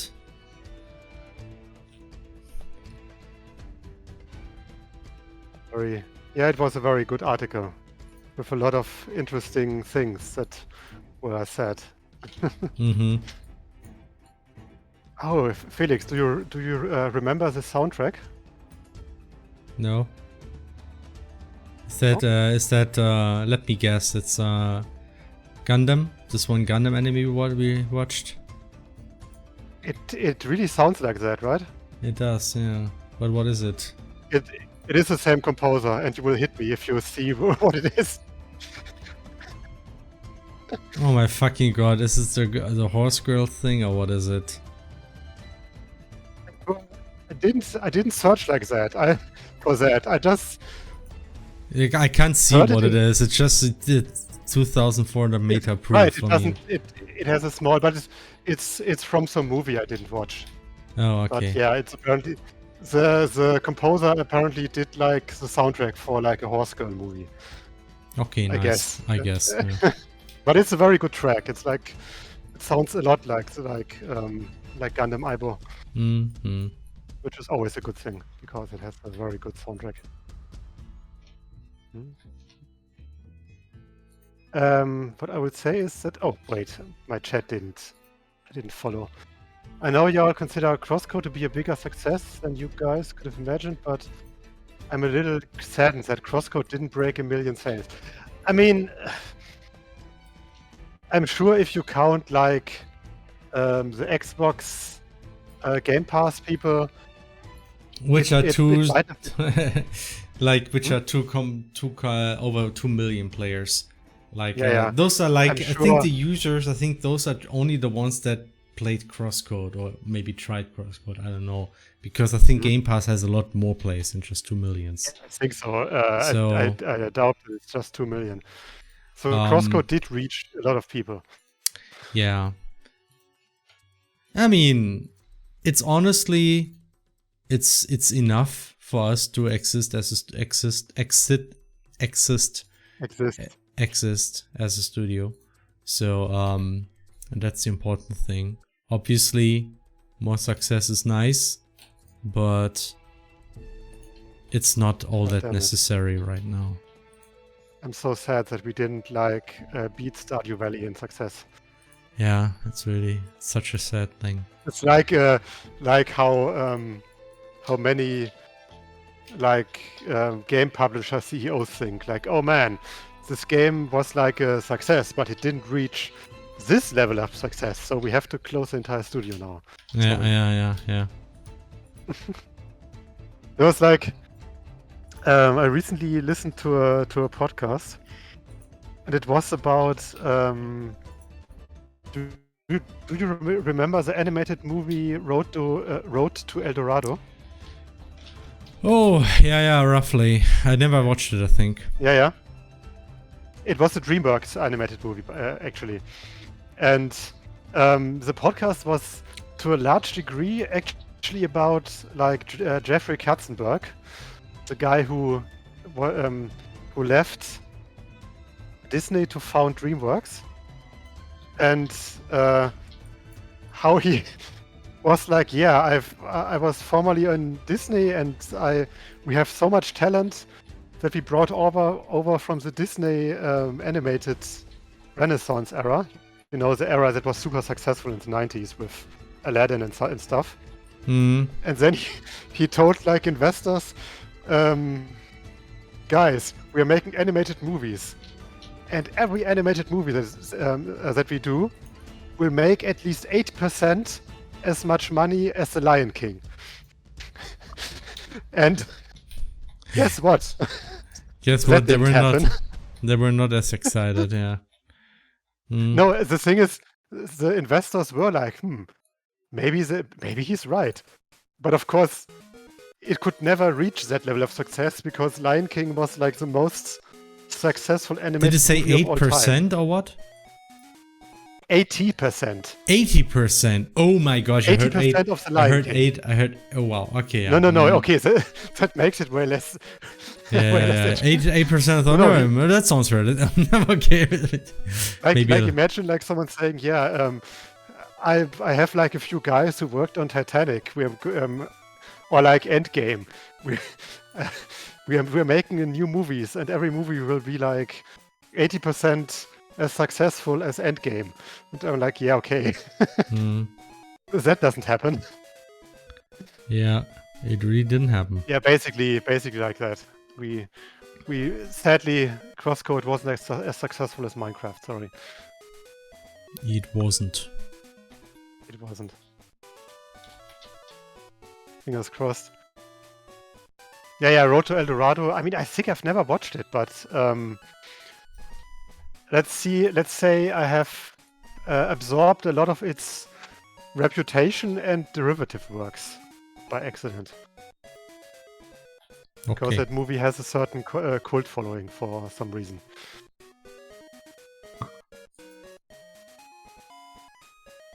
Is it harder to design environments for Alabaster Dawn since you can jump up walls? Yeah, I mean you can what do you climb. mean with- You can climb all up walls. Yeah. I mean, it was similar to Crosscode. I mean, but now you can jump and climb, which gives you more options. I mean, to some extent, yeah, we have to be more extra careful. Also in Crosscode, you actually couldn't easily make maps where you could just cheat jumps in a way, but now it's easier to just make any height level as you want.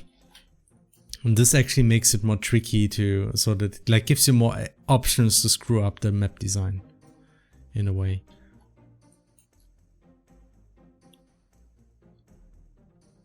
So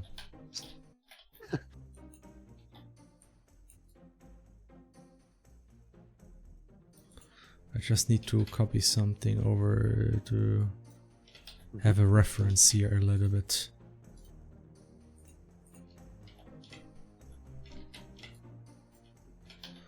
I just, yeah. Good. It's not even that large for a map. I think I need to make it larger, yeah. If it's supposed to be a big lake, needs to be... Oh, hey Zvina Logica, aka fan artist. Who did a lot of hey there! great... Haha, is that some peril I'm hearing? Is it? It is, yes. From Halo 2, apparently. Or the song is called Halo 2, I'm not sure. Okay, let me see. Yeah. Alabaster Dawn has like the advantage with the perception of depth.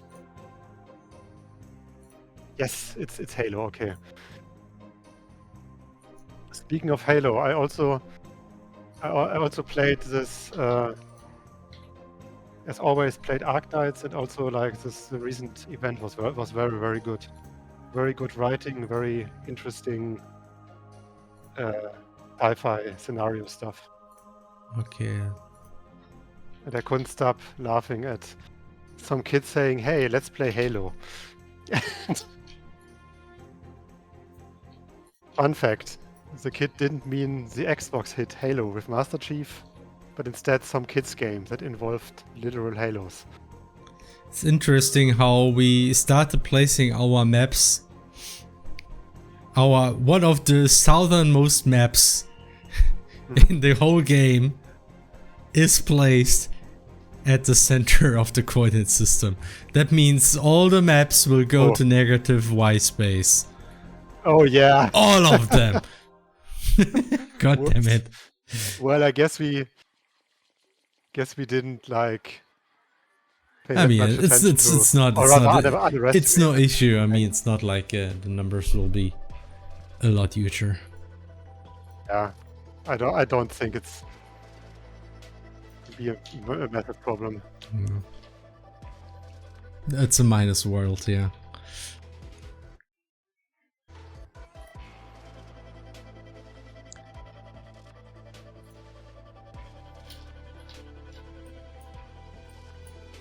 Is that map updated after you save a file?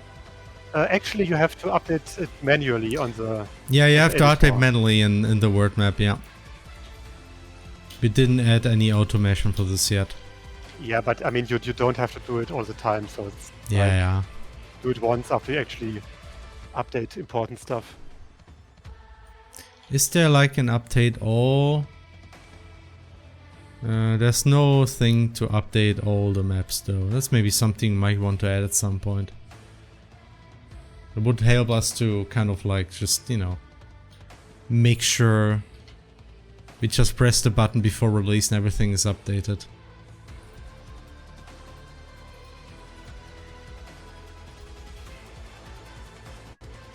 A non-white person talking. A non-white person talking on my stream. Wait, what? I mean, you have the delay, but I was just looking at the Estera portrait again. Ah, okay. Damn. stream got DEI, I guess. So much DEI. I think this map needs to be even larger. Jesus. What did I do? Maybe I will just do it like this. Okay. How much overlap do I have? 13. 5 down. Okay, as my settings are just 20 more. That will be a large map. Still not the largest though.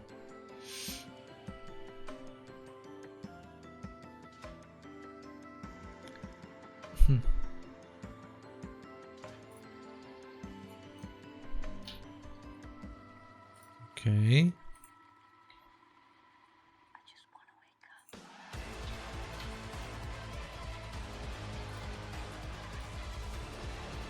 Okay. Update selected. Okay, looks good.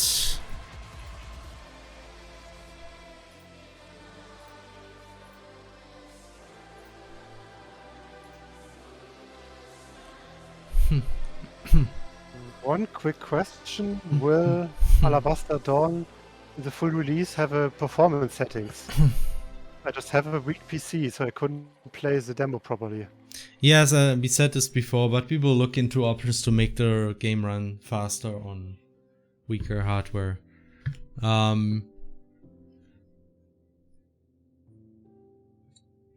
Hi, Crin, Princess. Apparently, Tefloa knows you.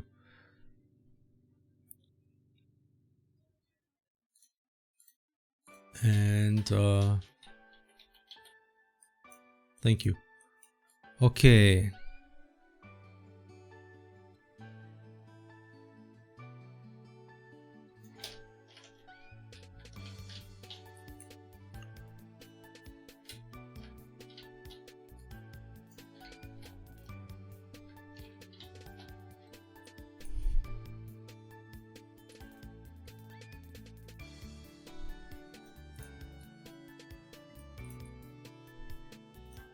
I assume they are oomph, as the young people say.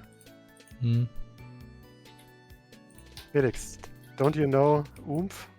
No. Felix, we are oomph. What is oomph? Oomph.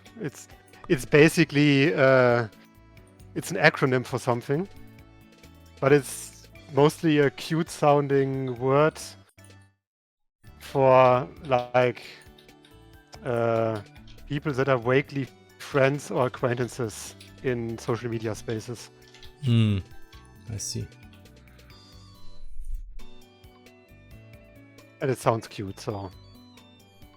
It's the acronym for one of my followers. Okay. Or friends. I see. And apparently it has been around since 2022, and I don't believe that, but it might be, so who knows. Yeah, one of my followers, right. Oomph sounds like the sound Roblox characters make when they die. Yeah.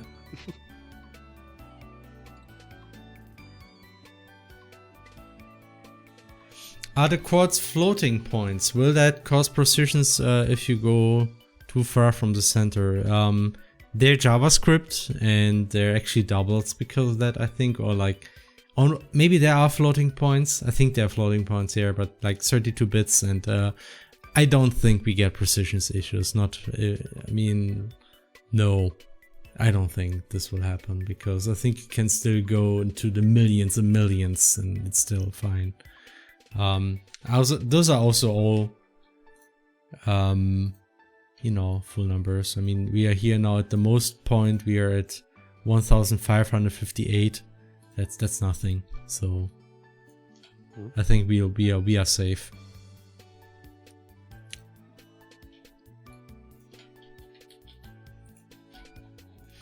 Okay, let's add a nice water shader.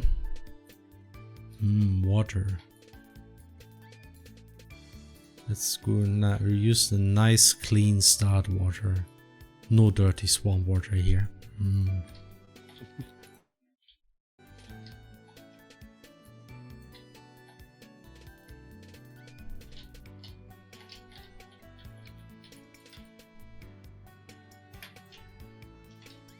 Okay, now I need to get a feel for the map size if I just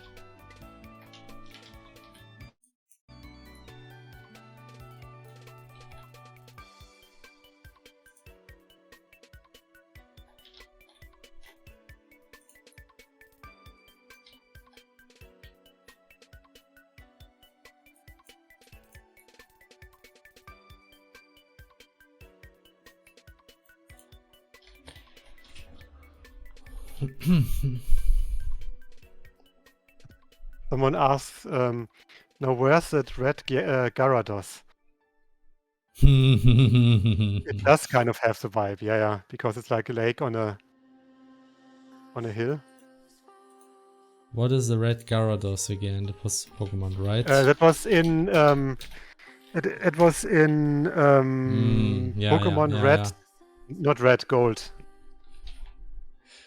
It's funny like because I was thinking of a very similar thing here in terms of you know, a certain fight, but it's still relatively open what we will do here exactly. We'll get there. So no, it's not enough. Just a marker, please.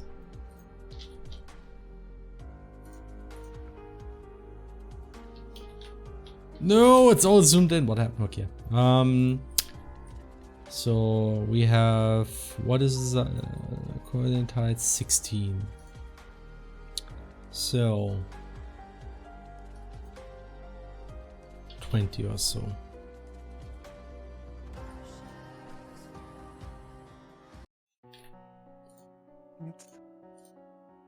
Okay, now it works. Nice. What the fuck is this? Is this song title?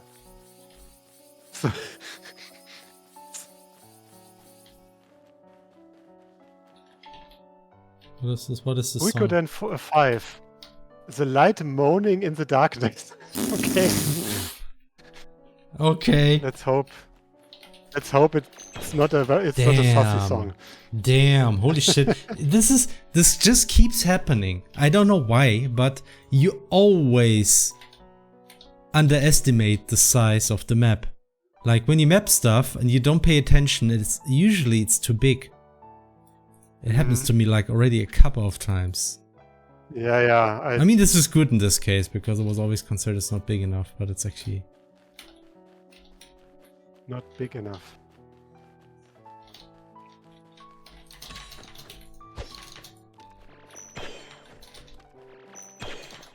Oh, looks good. I wonder what will happen here. Probably just some peace talks or something. This is a very decently sized map. I like it. Man, I wonder what that thing is. Let's put it here. Just for no reason, really. This is actually important. This one needs to be able, you need to be able to see this one entirely. Everything else needs to be designed around this. So let's just take the Nick structures, please. Okay. Okay.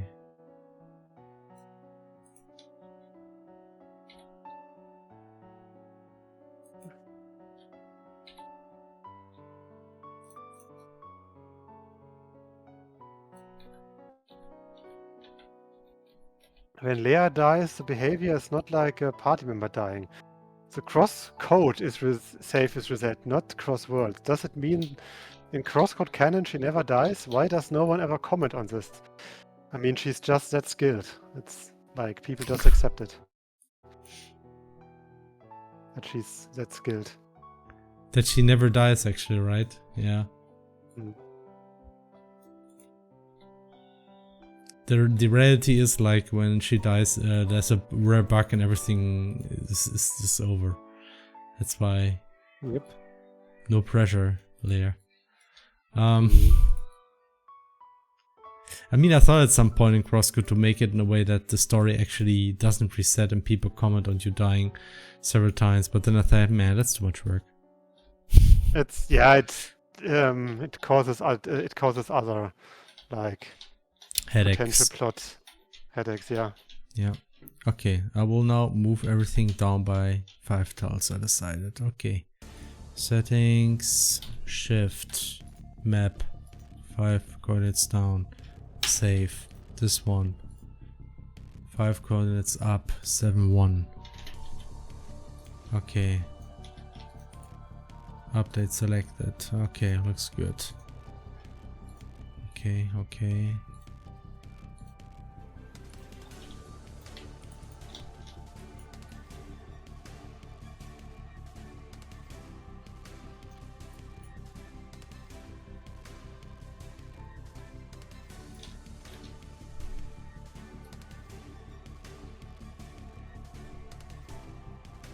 This is high enough, yep.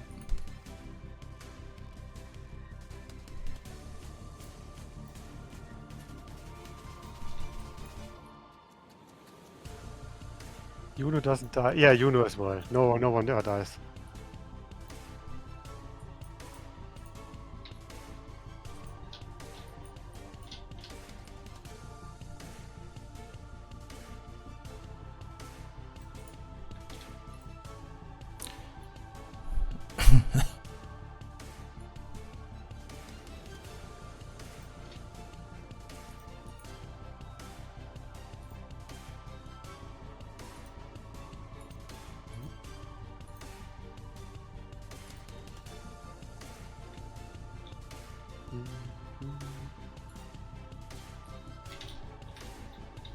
Oh, it's past 10. That means we can talk about anime.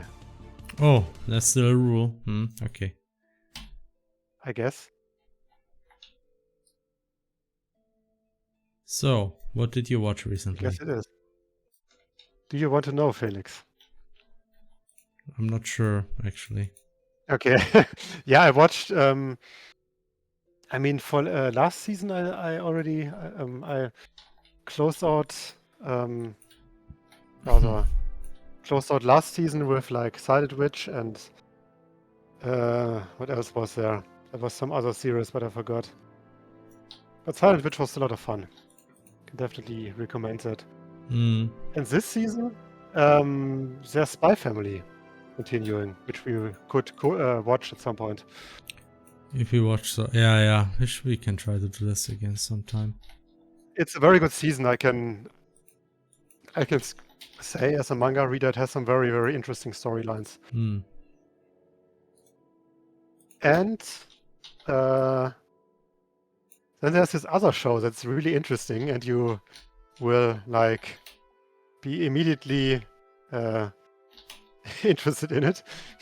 Because Felix, imagine. Dragons? There's what? Imagine dragons? What? So what? No, don't imagine dragons for once. Okay. Imagine there's a woman. No, I can't do that. Yes, you can't imagine a woman. And Felix, she punches people. That doesn't happen. Impossible. It's very good. That's the premise, and it's very good. Impossible. No, I mean the actual premise is that she's like a noble in some forced relationship or whatever, and that's actually not the main premise. The main premise is that she's like a noble lady, and she loves to punch people that get on her nerves, and that's the basic premise, and it's really good. because it's like a bit of a parody on the villainous subgenre, because you have like this character in this high society medieval magic scenario, and she's like super pretty and handsome, but a lot of annoying nobles are around her that either piss her off or are super evil. So she just punches them. And she's like super powerful for reasons, but it's not an isekai. It's not isekai or reincarnation or whatever. Mm-hmm. But she's just super strong for reasons. And then she's like super stoic all the time and super like polite actually, but also constantly annoyed because people are annoying or evil and stuff. And then at some point she's like, okay, guys, one last thing. You went past my threshold, so I'm just gonna like punch all of you. And then she punches like a room full of evil nobles that were bragging about having slaves or whatever. It is very, very funny. It is very good actually. It's like, and then her main, I'm not sure if he's supposed to be a love interest or just her comedic foil or whatever, is like the first prince of the kingdom. And his role is mostly that he's super amused by her, and him being very annoying to her because he constantly laughs about her being annoyed and her punching people. It's like, okay. I only watched like the first 2 episodes, but so far it's really good. Like, if it manages to keep the gimmick entertaining and fresh, then it's like peak. And yeah, she's also very graceful when she punches people. Oh, okay. And the name of this series was something like One Final Thing or One Last Thing or whatever. Let me look it up. It had like a title that made me joke about Columbo, but it's actually May I Ask for One Final Thing is the title of the series. Okay. And it's like a lot of fun.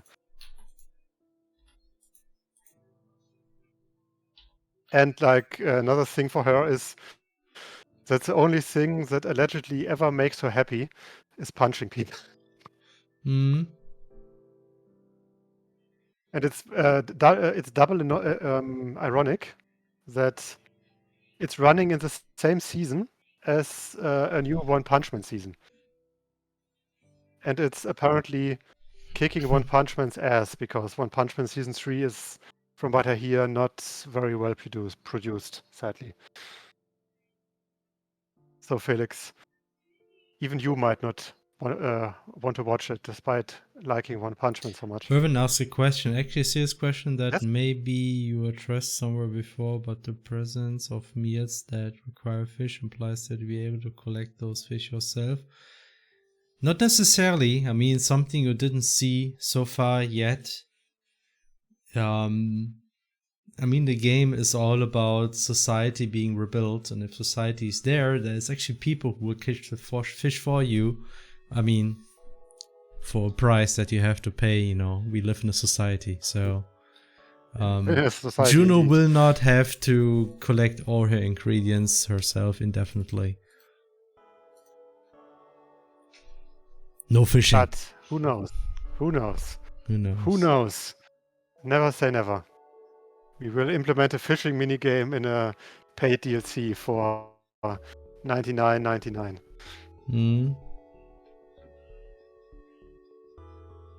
Oh, this track sounds good. It must be from a really good soundtrack. Can you make like cave that Juno got go in real time, small room under map? Real time is tricky. We can do something a little bit. We actually have a map where we have like a cave like this. It's a little bit tricky to do that. It's much easier to just do a map transition. We can do that too.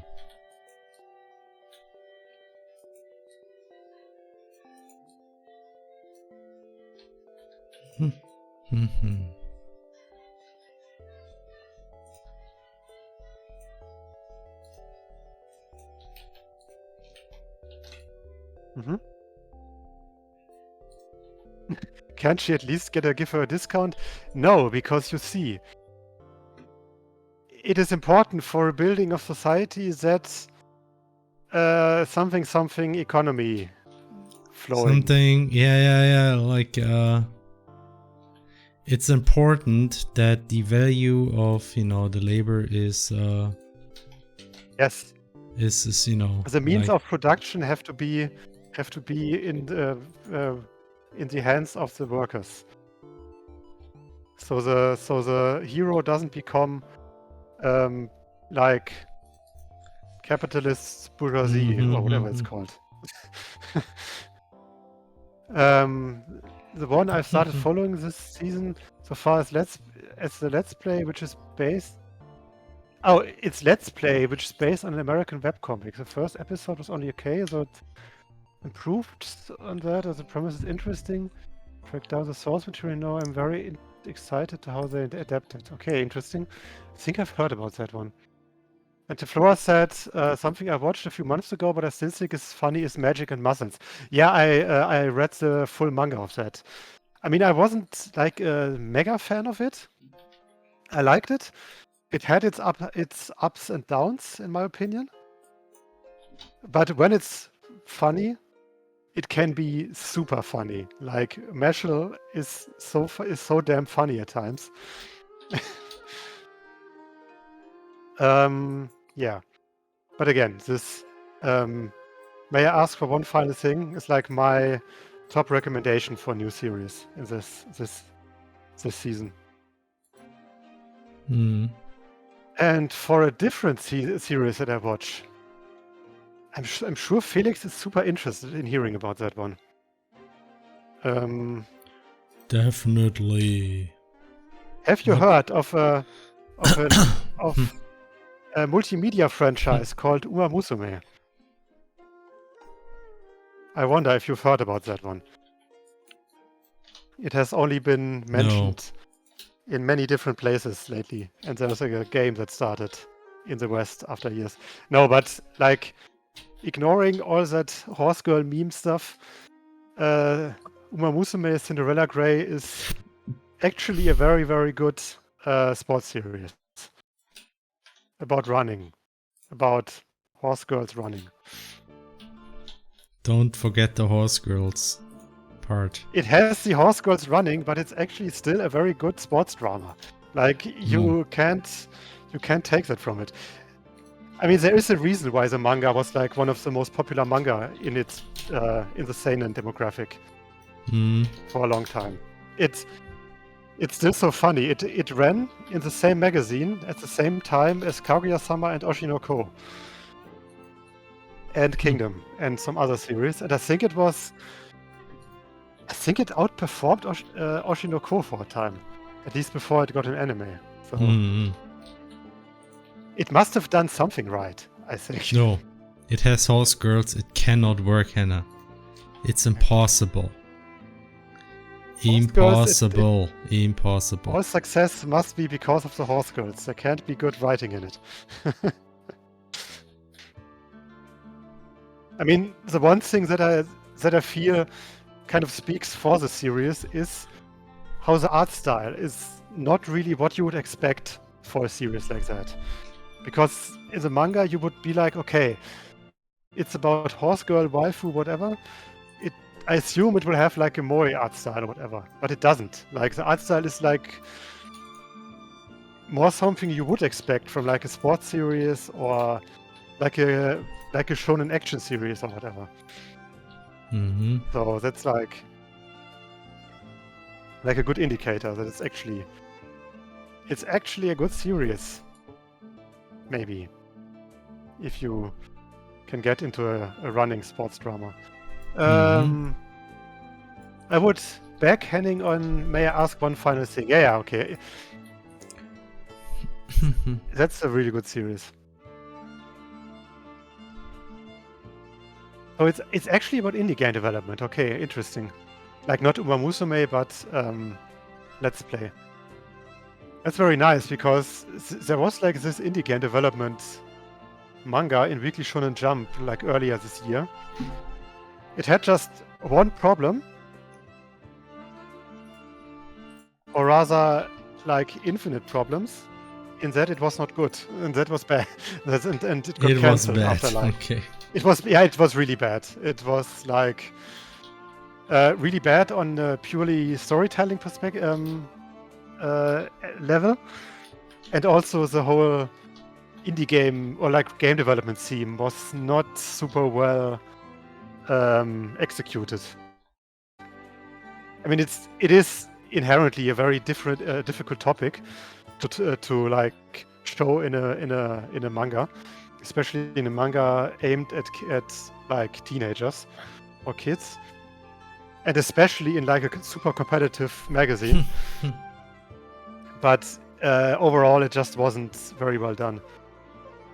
Like I would even say that maybe new game exclamation mark did it better. And Felix, you know how well new game showed indie game development, right? Yeah, it was really Or not indie, rather game development is mostly cute girls sitting around eating cake, actually, and being cute about it. Yeah. This is Gamedev for sure. This is right. I mean, it's not completely wrong. I mean, we do eat together, Felix. We You do. and I in the office. Yes. It's literally a new game at our place, yeah. It's literally a new game. We even drink tea. Yeah, we do actually. Dang it. It's also accurate. Yes. And then we do cute anime noises while talking about going shopping later for clothing. And I don't know. You open old wounds. Right. Didn't we watch it together with you? Like 1 or 2 episodes, Sesui, at a cross week? I think we probably did. Yeah, I do remember that we watched a few episodes of like Food Wars, but I think we also showed you some new game episodes because it was during the old English romance cross week times. Oh yeah, man, that was funny. That was so good. So, which waifu was your favorite?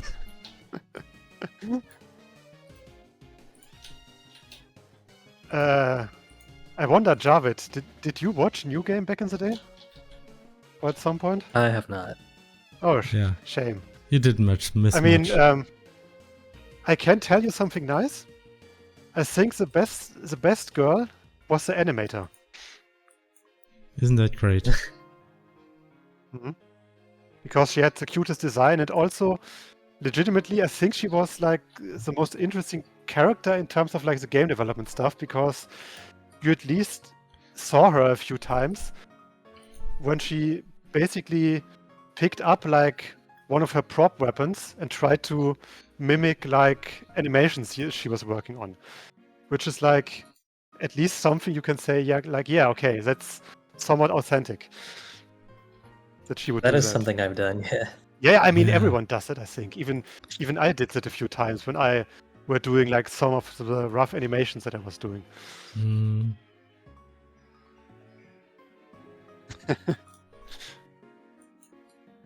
That's true. Did the tea finally make it to Alabaster Dawn? I remember some talk about it some time ago. What do you mean? The tea may finally make it to Alabaster Dawn? Did the tea finally make it to Alabaster Dawn? Oh, we are not that far yet. I think we talked about something of having like a tea as some kind of dish. Oh, yeah, okay. You know, would be like an low calorie dish for sure. So far there's no tea in the game, but there might still be.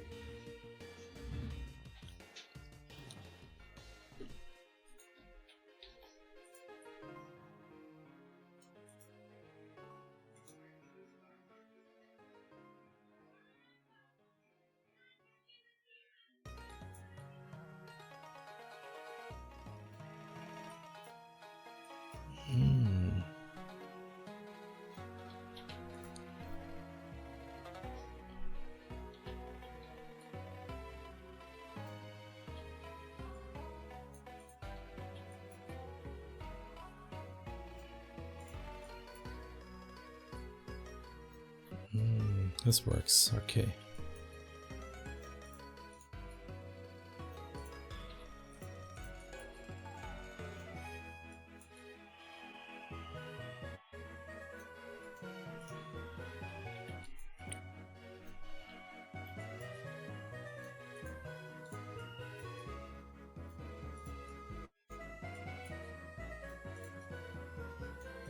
Ah, this is clever. I do like that. You are clever. Yes, I am. Okay, I'm just thinking of some... Man, this map is actually surprisingly tricky to get right, because I have to think about a lot of game design related things here.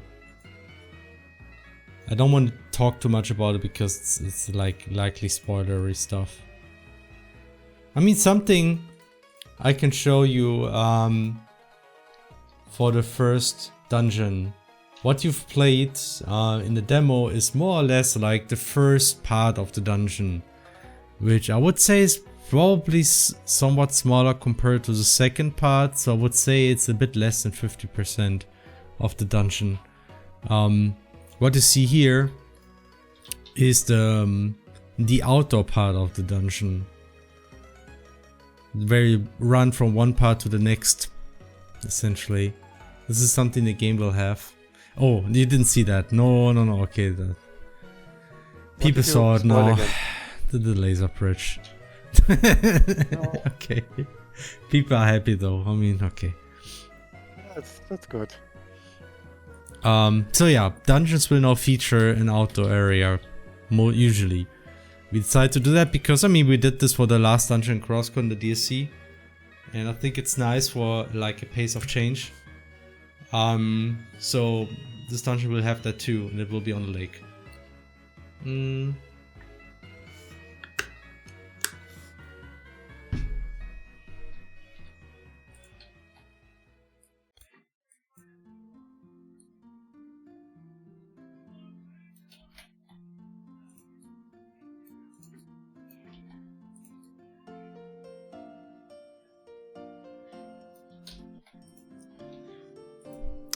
The aqueduct will be going this way. This will be interesting. How do I do that?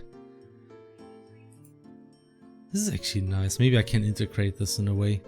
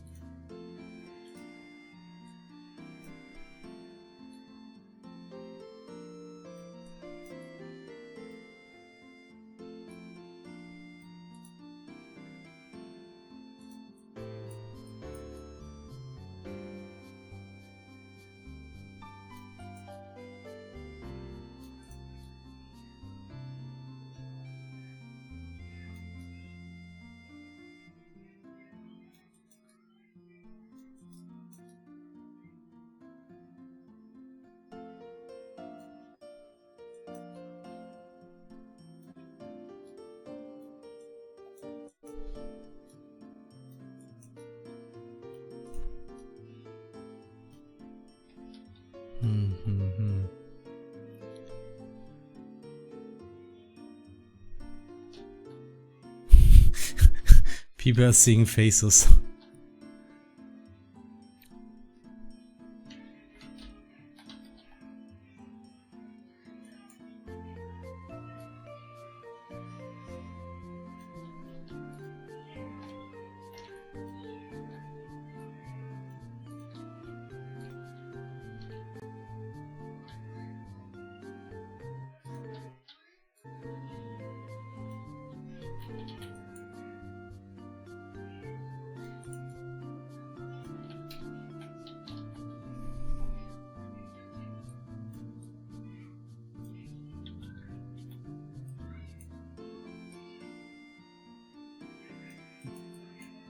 Right, there is a face. It's kind of... Yeah, let me just remove an eye, so it's better now. I mean, all of Not sure.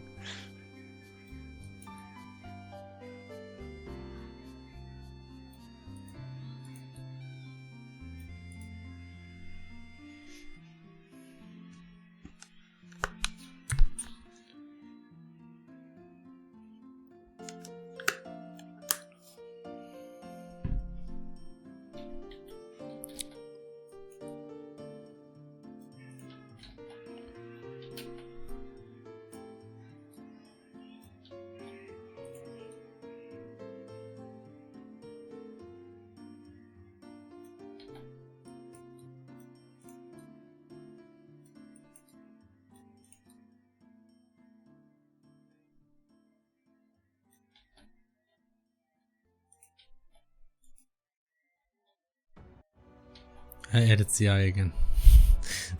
I can't remove the eye, it's not possible.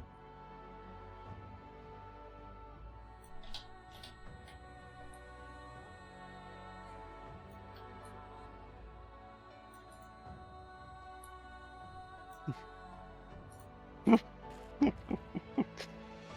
no.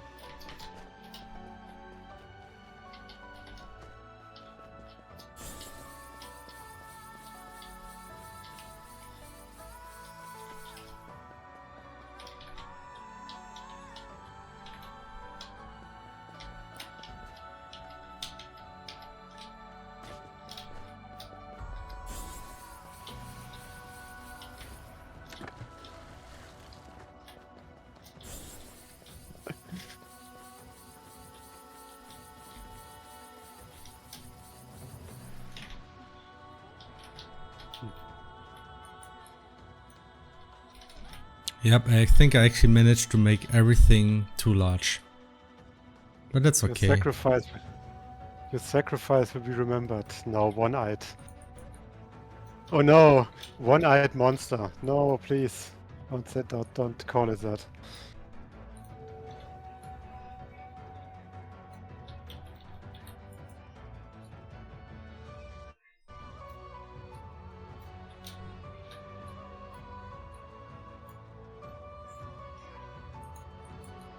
What's this? Oh.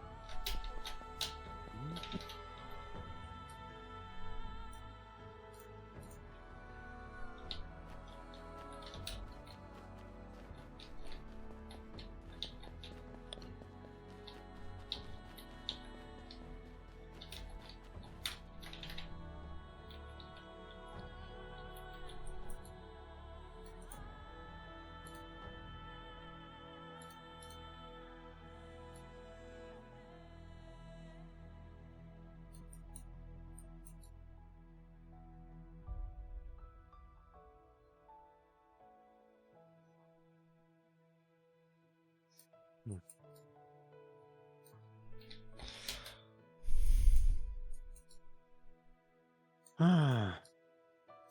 Hmm. Hmm. checking something.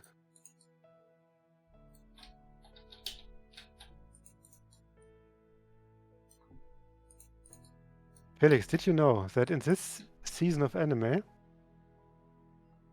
there's isekai? I don't believe you. It's true. It's such a niche genre. Why do they? Yeah. Why would they do this?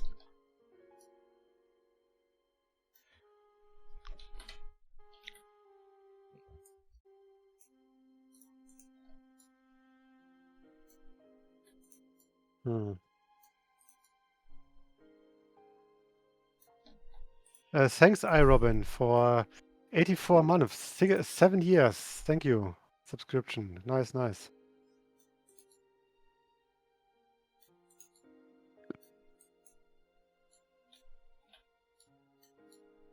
Hey, it's me.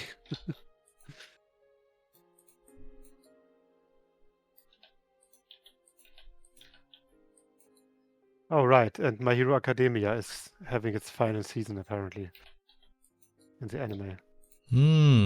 Okay. Sorry, I mean Boku no My Hero Academia or something. So let's see. 7 years.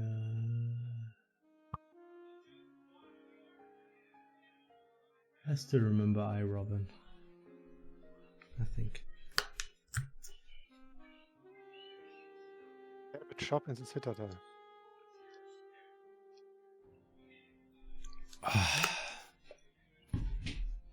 Oh.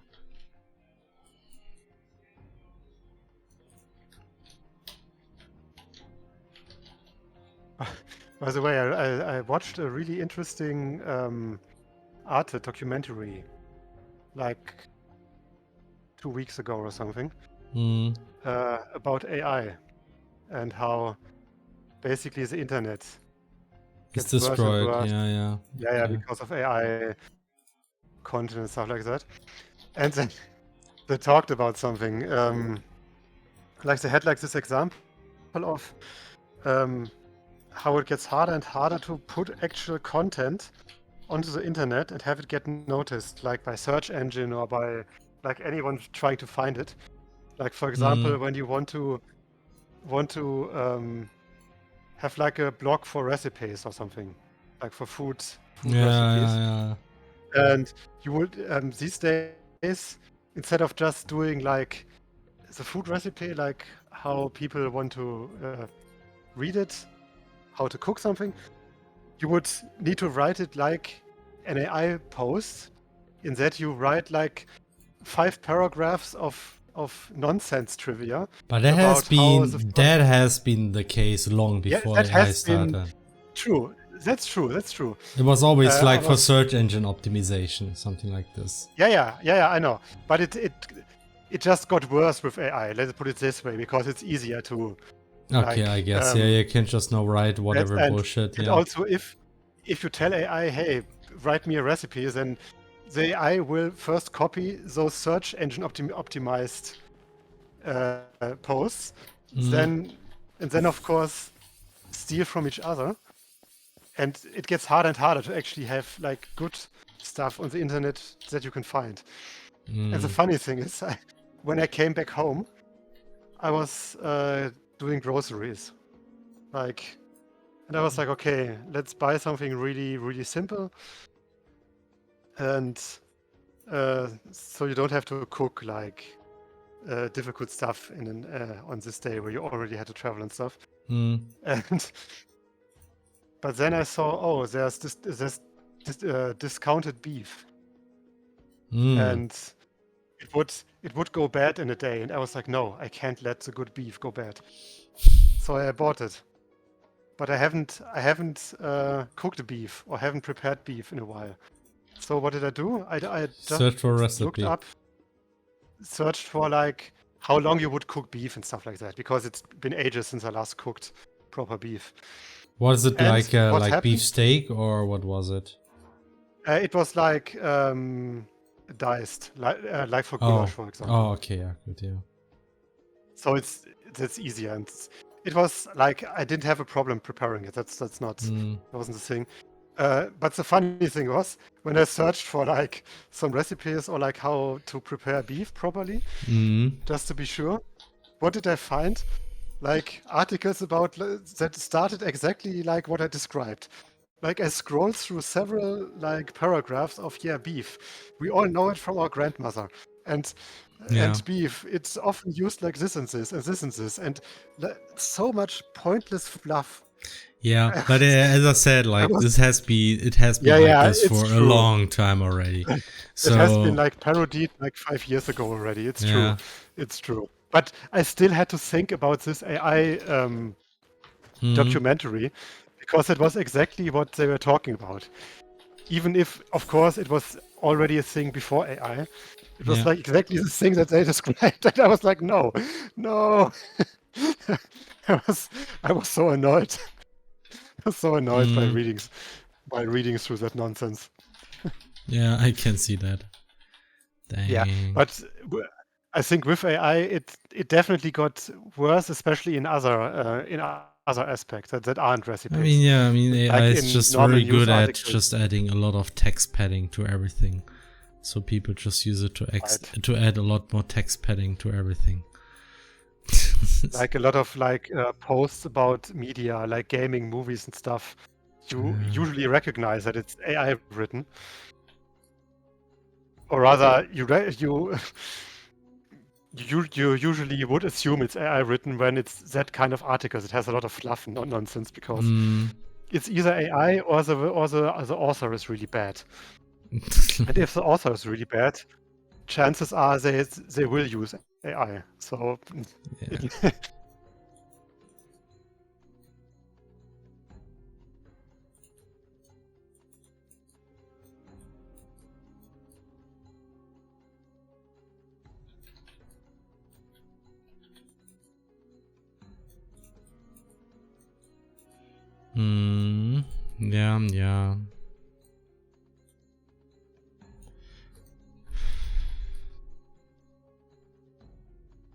yeah. First go IDs and then the ads, then misinformation, then at page 999. I mean, I will say it was I found some proper recipes at page 2. And the thing is, I didn't follow a recipe anyway. I just wanted to check. If you look, if you want to see decent recipes, you can just go to Chef Koch. That page isn't entirely to shit. The thing is, it's not super hard to find good information if you already know some good homepages that usually have some. Yeah, but if you don't know this, then good luck. Yeah. Yeah. It's really tricky. It's I don't know. Yeah. The own shitification of the internet is it's clearly happening. Big problem. It's definitely happening. I mean, whenever you search something because you don't know where to find information on it, then you will definitely have to dig through a lot more nonsense first than like a few years ago.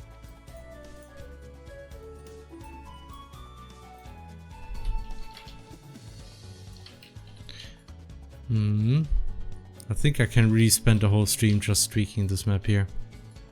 Which isn't bad. It's very important work I'm doing right now. Because this is like... Definitely.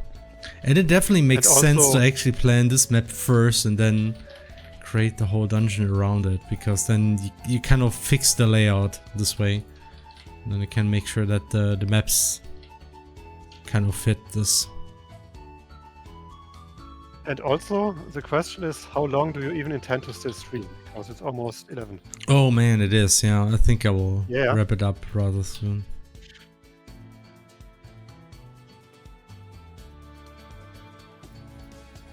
Oh, by the way, before we stop, there's actually...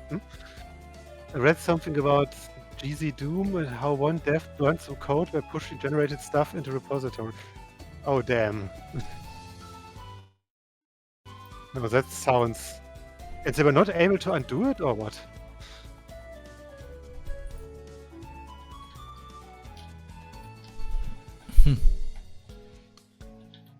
That sounds really, really bad. Oh, by the way, there's one pretty funny Arknight stuff that I still want to mention. They also brought back this one April Fool's game mode as a more long-term side game mode. And I think I talked to you, I told you about it once, Felix.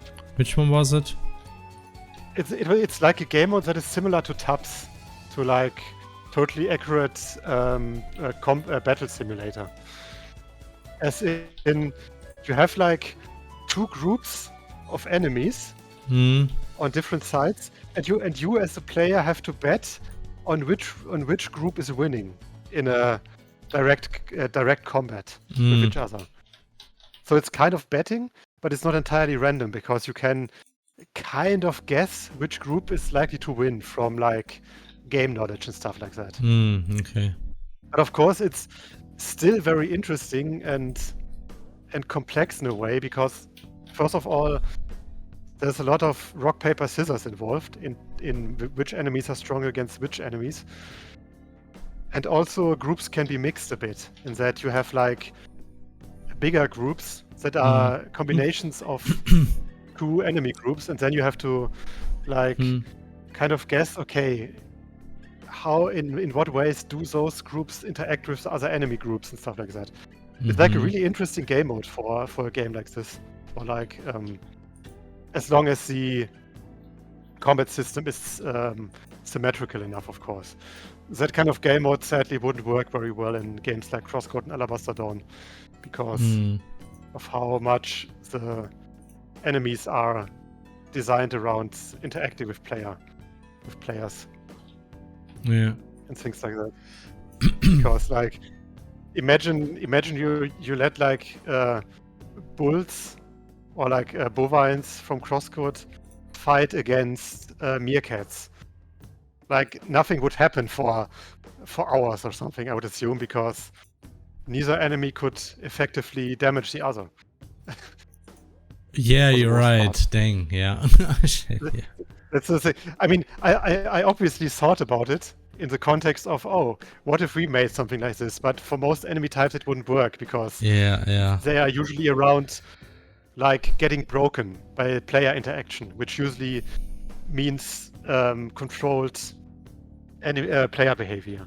And I think most action RPGs wouldn't be that good with that kind of mini game because you usually have some kind of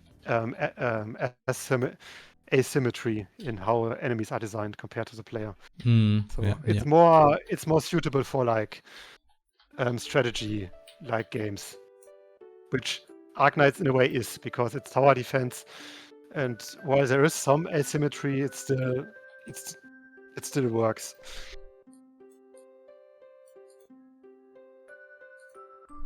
Good stream, but I think I'm gonna go watch One Punch Noblewoman now. Interesting. Yeah, have a lot of fun with it. I'm also looking forward to watching more episodes. I sadly heard that episode 4 apparently had like very low animation budget for some reason. But I'm hoping that it's still a fun episode and that it's not like the norm going forward. Oh, Judah can't reach it. Okay, here we go. One Punch Noblewoman. Very good. But to be fair, it's not.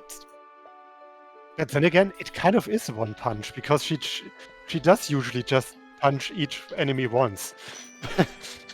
Because it's usually all that's needed.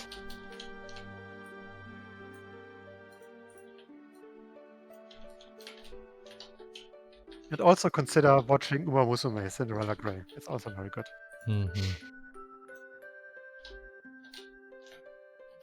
Felix, do you want to watch it with me one day? No. Okay. I know.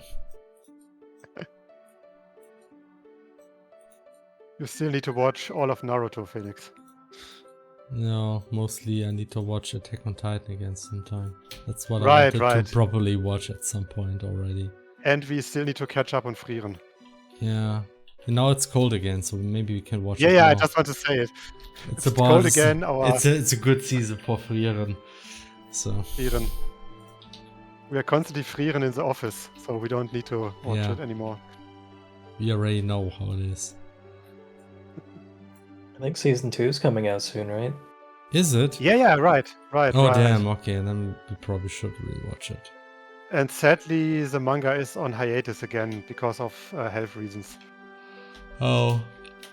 Yeah, the mangaka has like quite a few health problems now and then, which is sadly comes with the job quite often.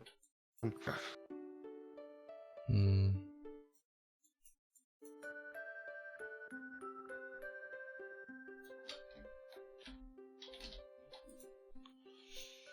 Okay.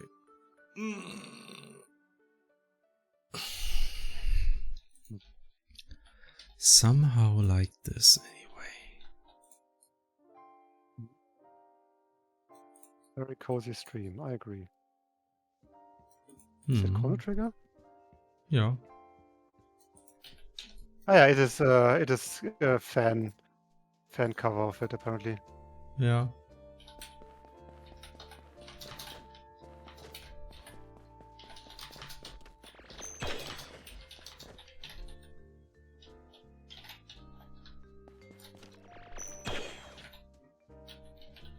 Can actually be a bit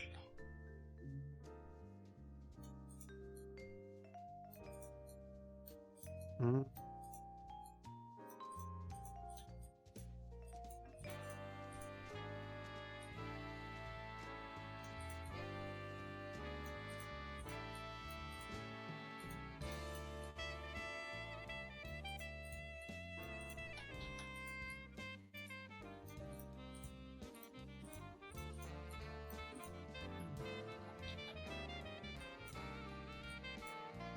I'm adding the eyes again, but not as multiple eyes. What you gonna do?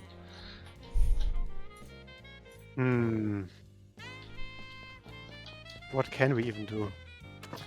Fall into the water. Okay, that's not a good jump distance. Okay. So. Alright. Interesting.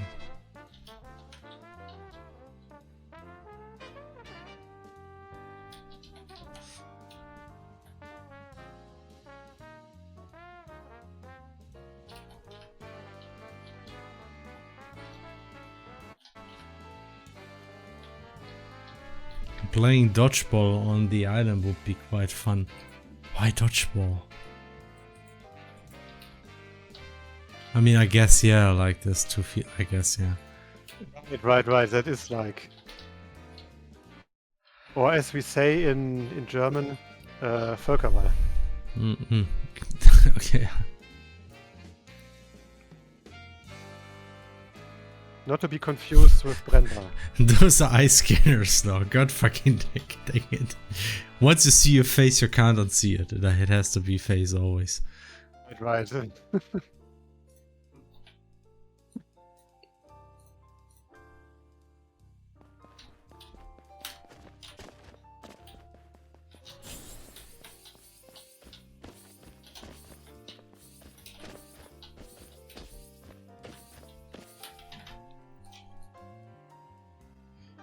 Okay, the only thing I need to really decide is how the whole aqueducts will work properly. I already have an idea about this.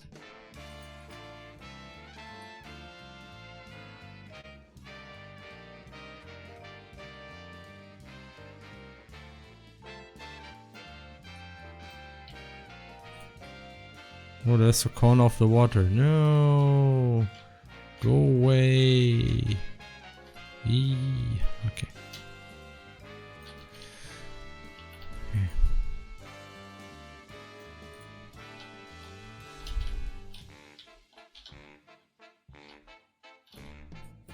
Also, the lake needs an origin. It's not a still lake. It's supposed to be fresh water, a freshwater source, so it needs to go somewhere. Indeed, otherwise it's no longer fresh. Yeah, it's just still water. You're not supposed to drink still water. It's very ew. and unhealthy. That's why you should have carbonated water. Mm.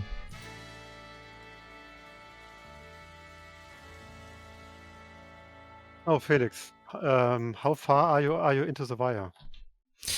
We finished the second season, and it was nice. very good too. And yes, yeah. I love the second season. I mean, I love all the seasons. We also heard the Creek song. I think you mentioned that one Creek music, and I heard that. I played it to you at some point. Yeah. Yeah. Yeah, it's very nice, definitely. It was very good show Felix, so far. Business, always business. Mm-hmm. And also, what is it again? So many good quotes, man. Like, I really loved, how Omar really showed up in that season when he was called to the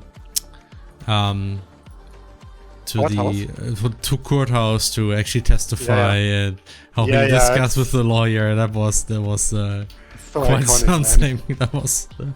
That was really nice. Very nice. It was so good. And did you like the main antagonist, the Greek? Yeah, definitely. It was very nice. I knew you would like him. He's so good.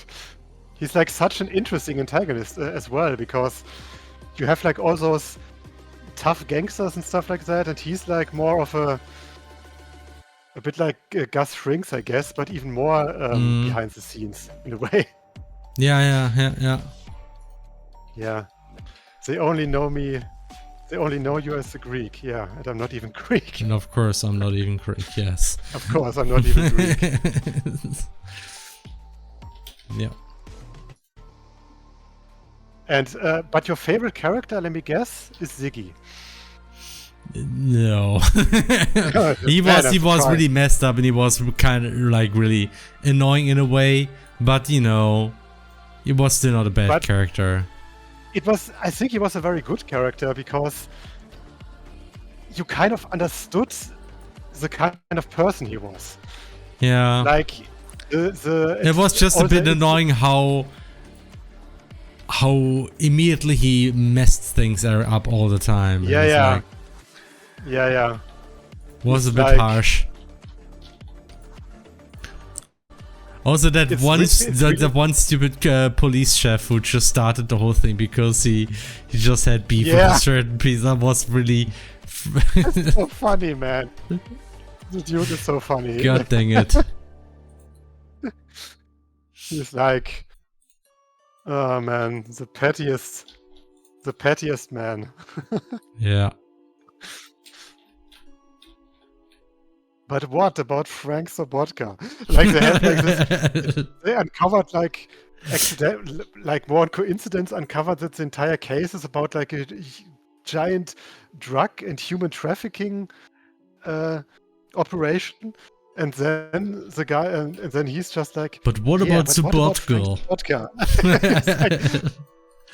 What about him? Yeah, we're investigating like a international large-scale drug human trafficking operation that goes way past this union guy you have beef with.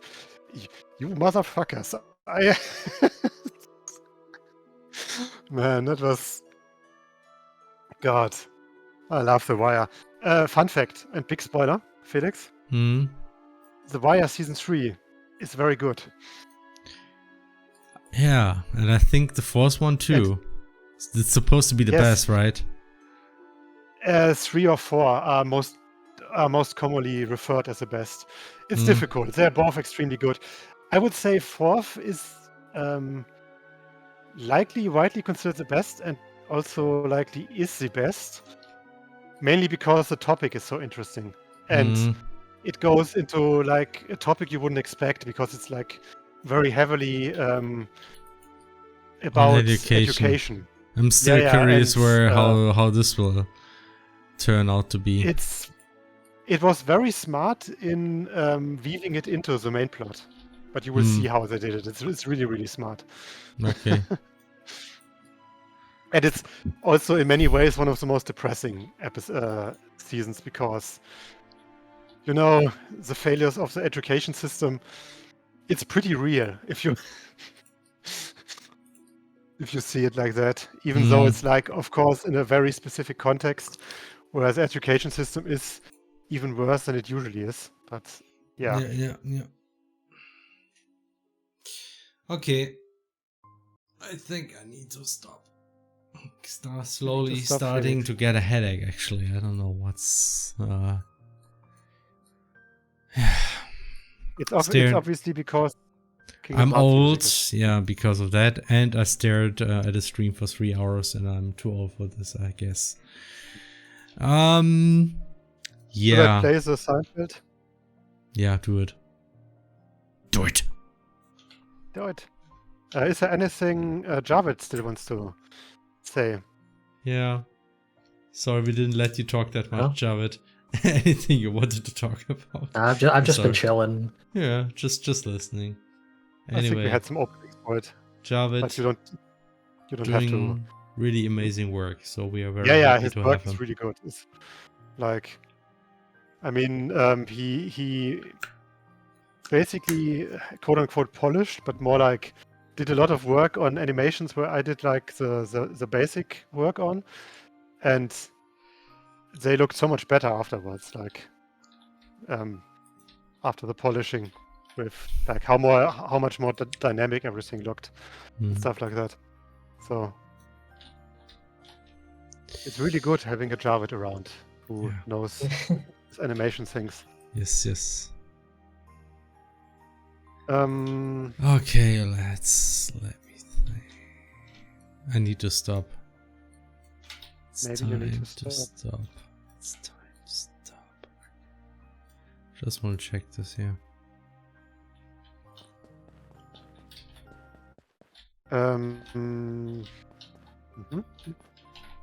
Even closer.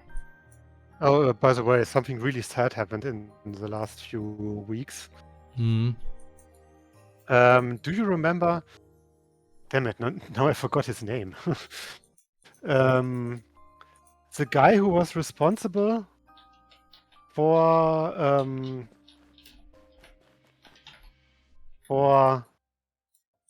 like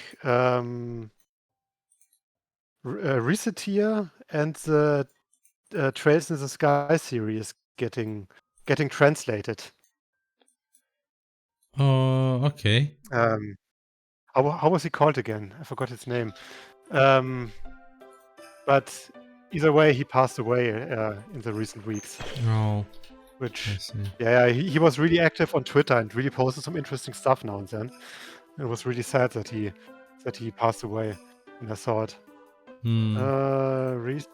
Reseteer translation. Also somewhat well known because he was very transparent about the translation process. Was it? He called again. Dice. Right. Andrew Dice was his name. Right. Yeah. He passed away like some weeks ago. Thanks for the nice works, and yeah, I mean the map is very, very rough at this point. Because I'm just blocking out essentially the layout of how you move around. Obviously. And usually, when you add details, you usually still polish some aspects here and there. Yeah. Even of the terrain sometimes. Terrain. Dernière chanson. Something.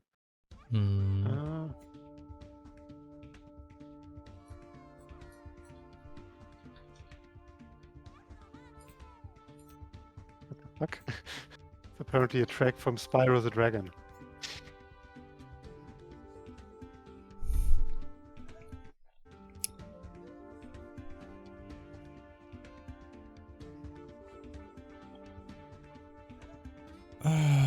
Okay, yeah. Did you play the song Seinfeld? Not yet. Do you want to stop? But I I wanted to stop the stream, so. Okay, hopefully.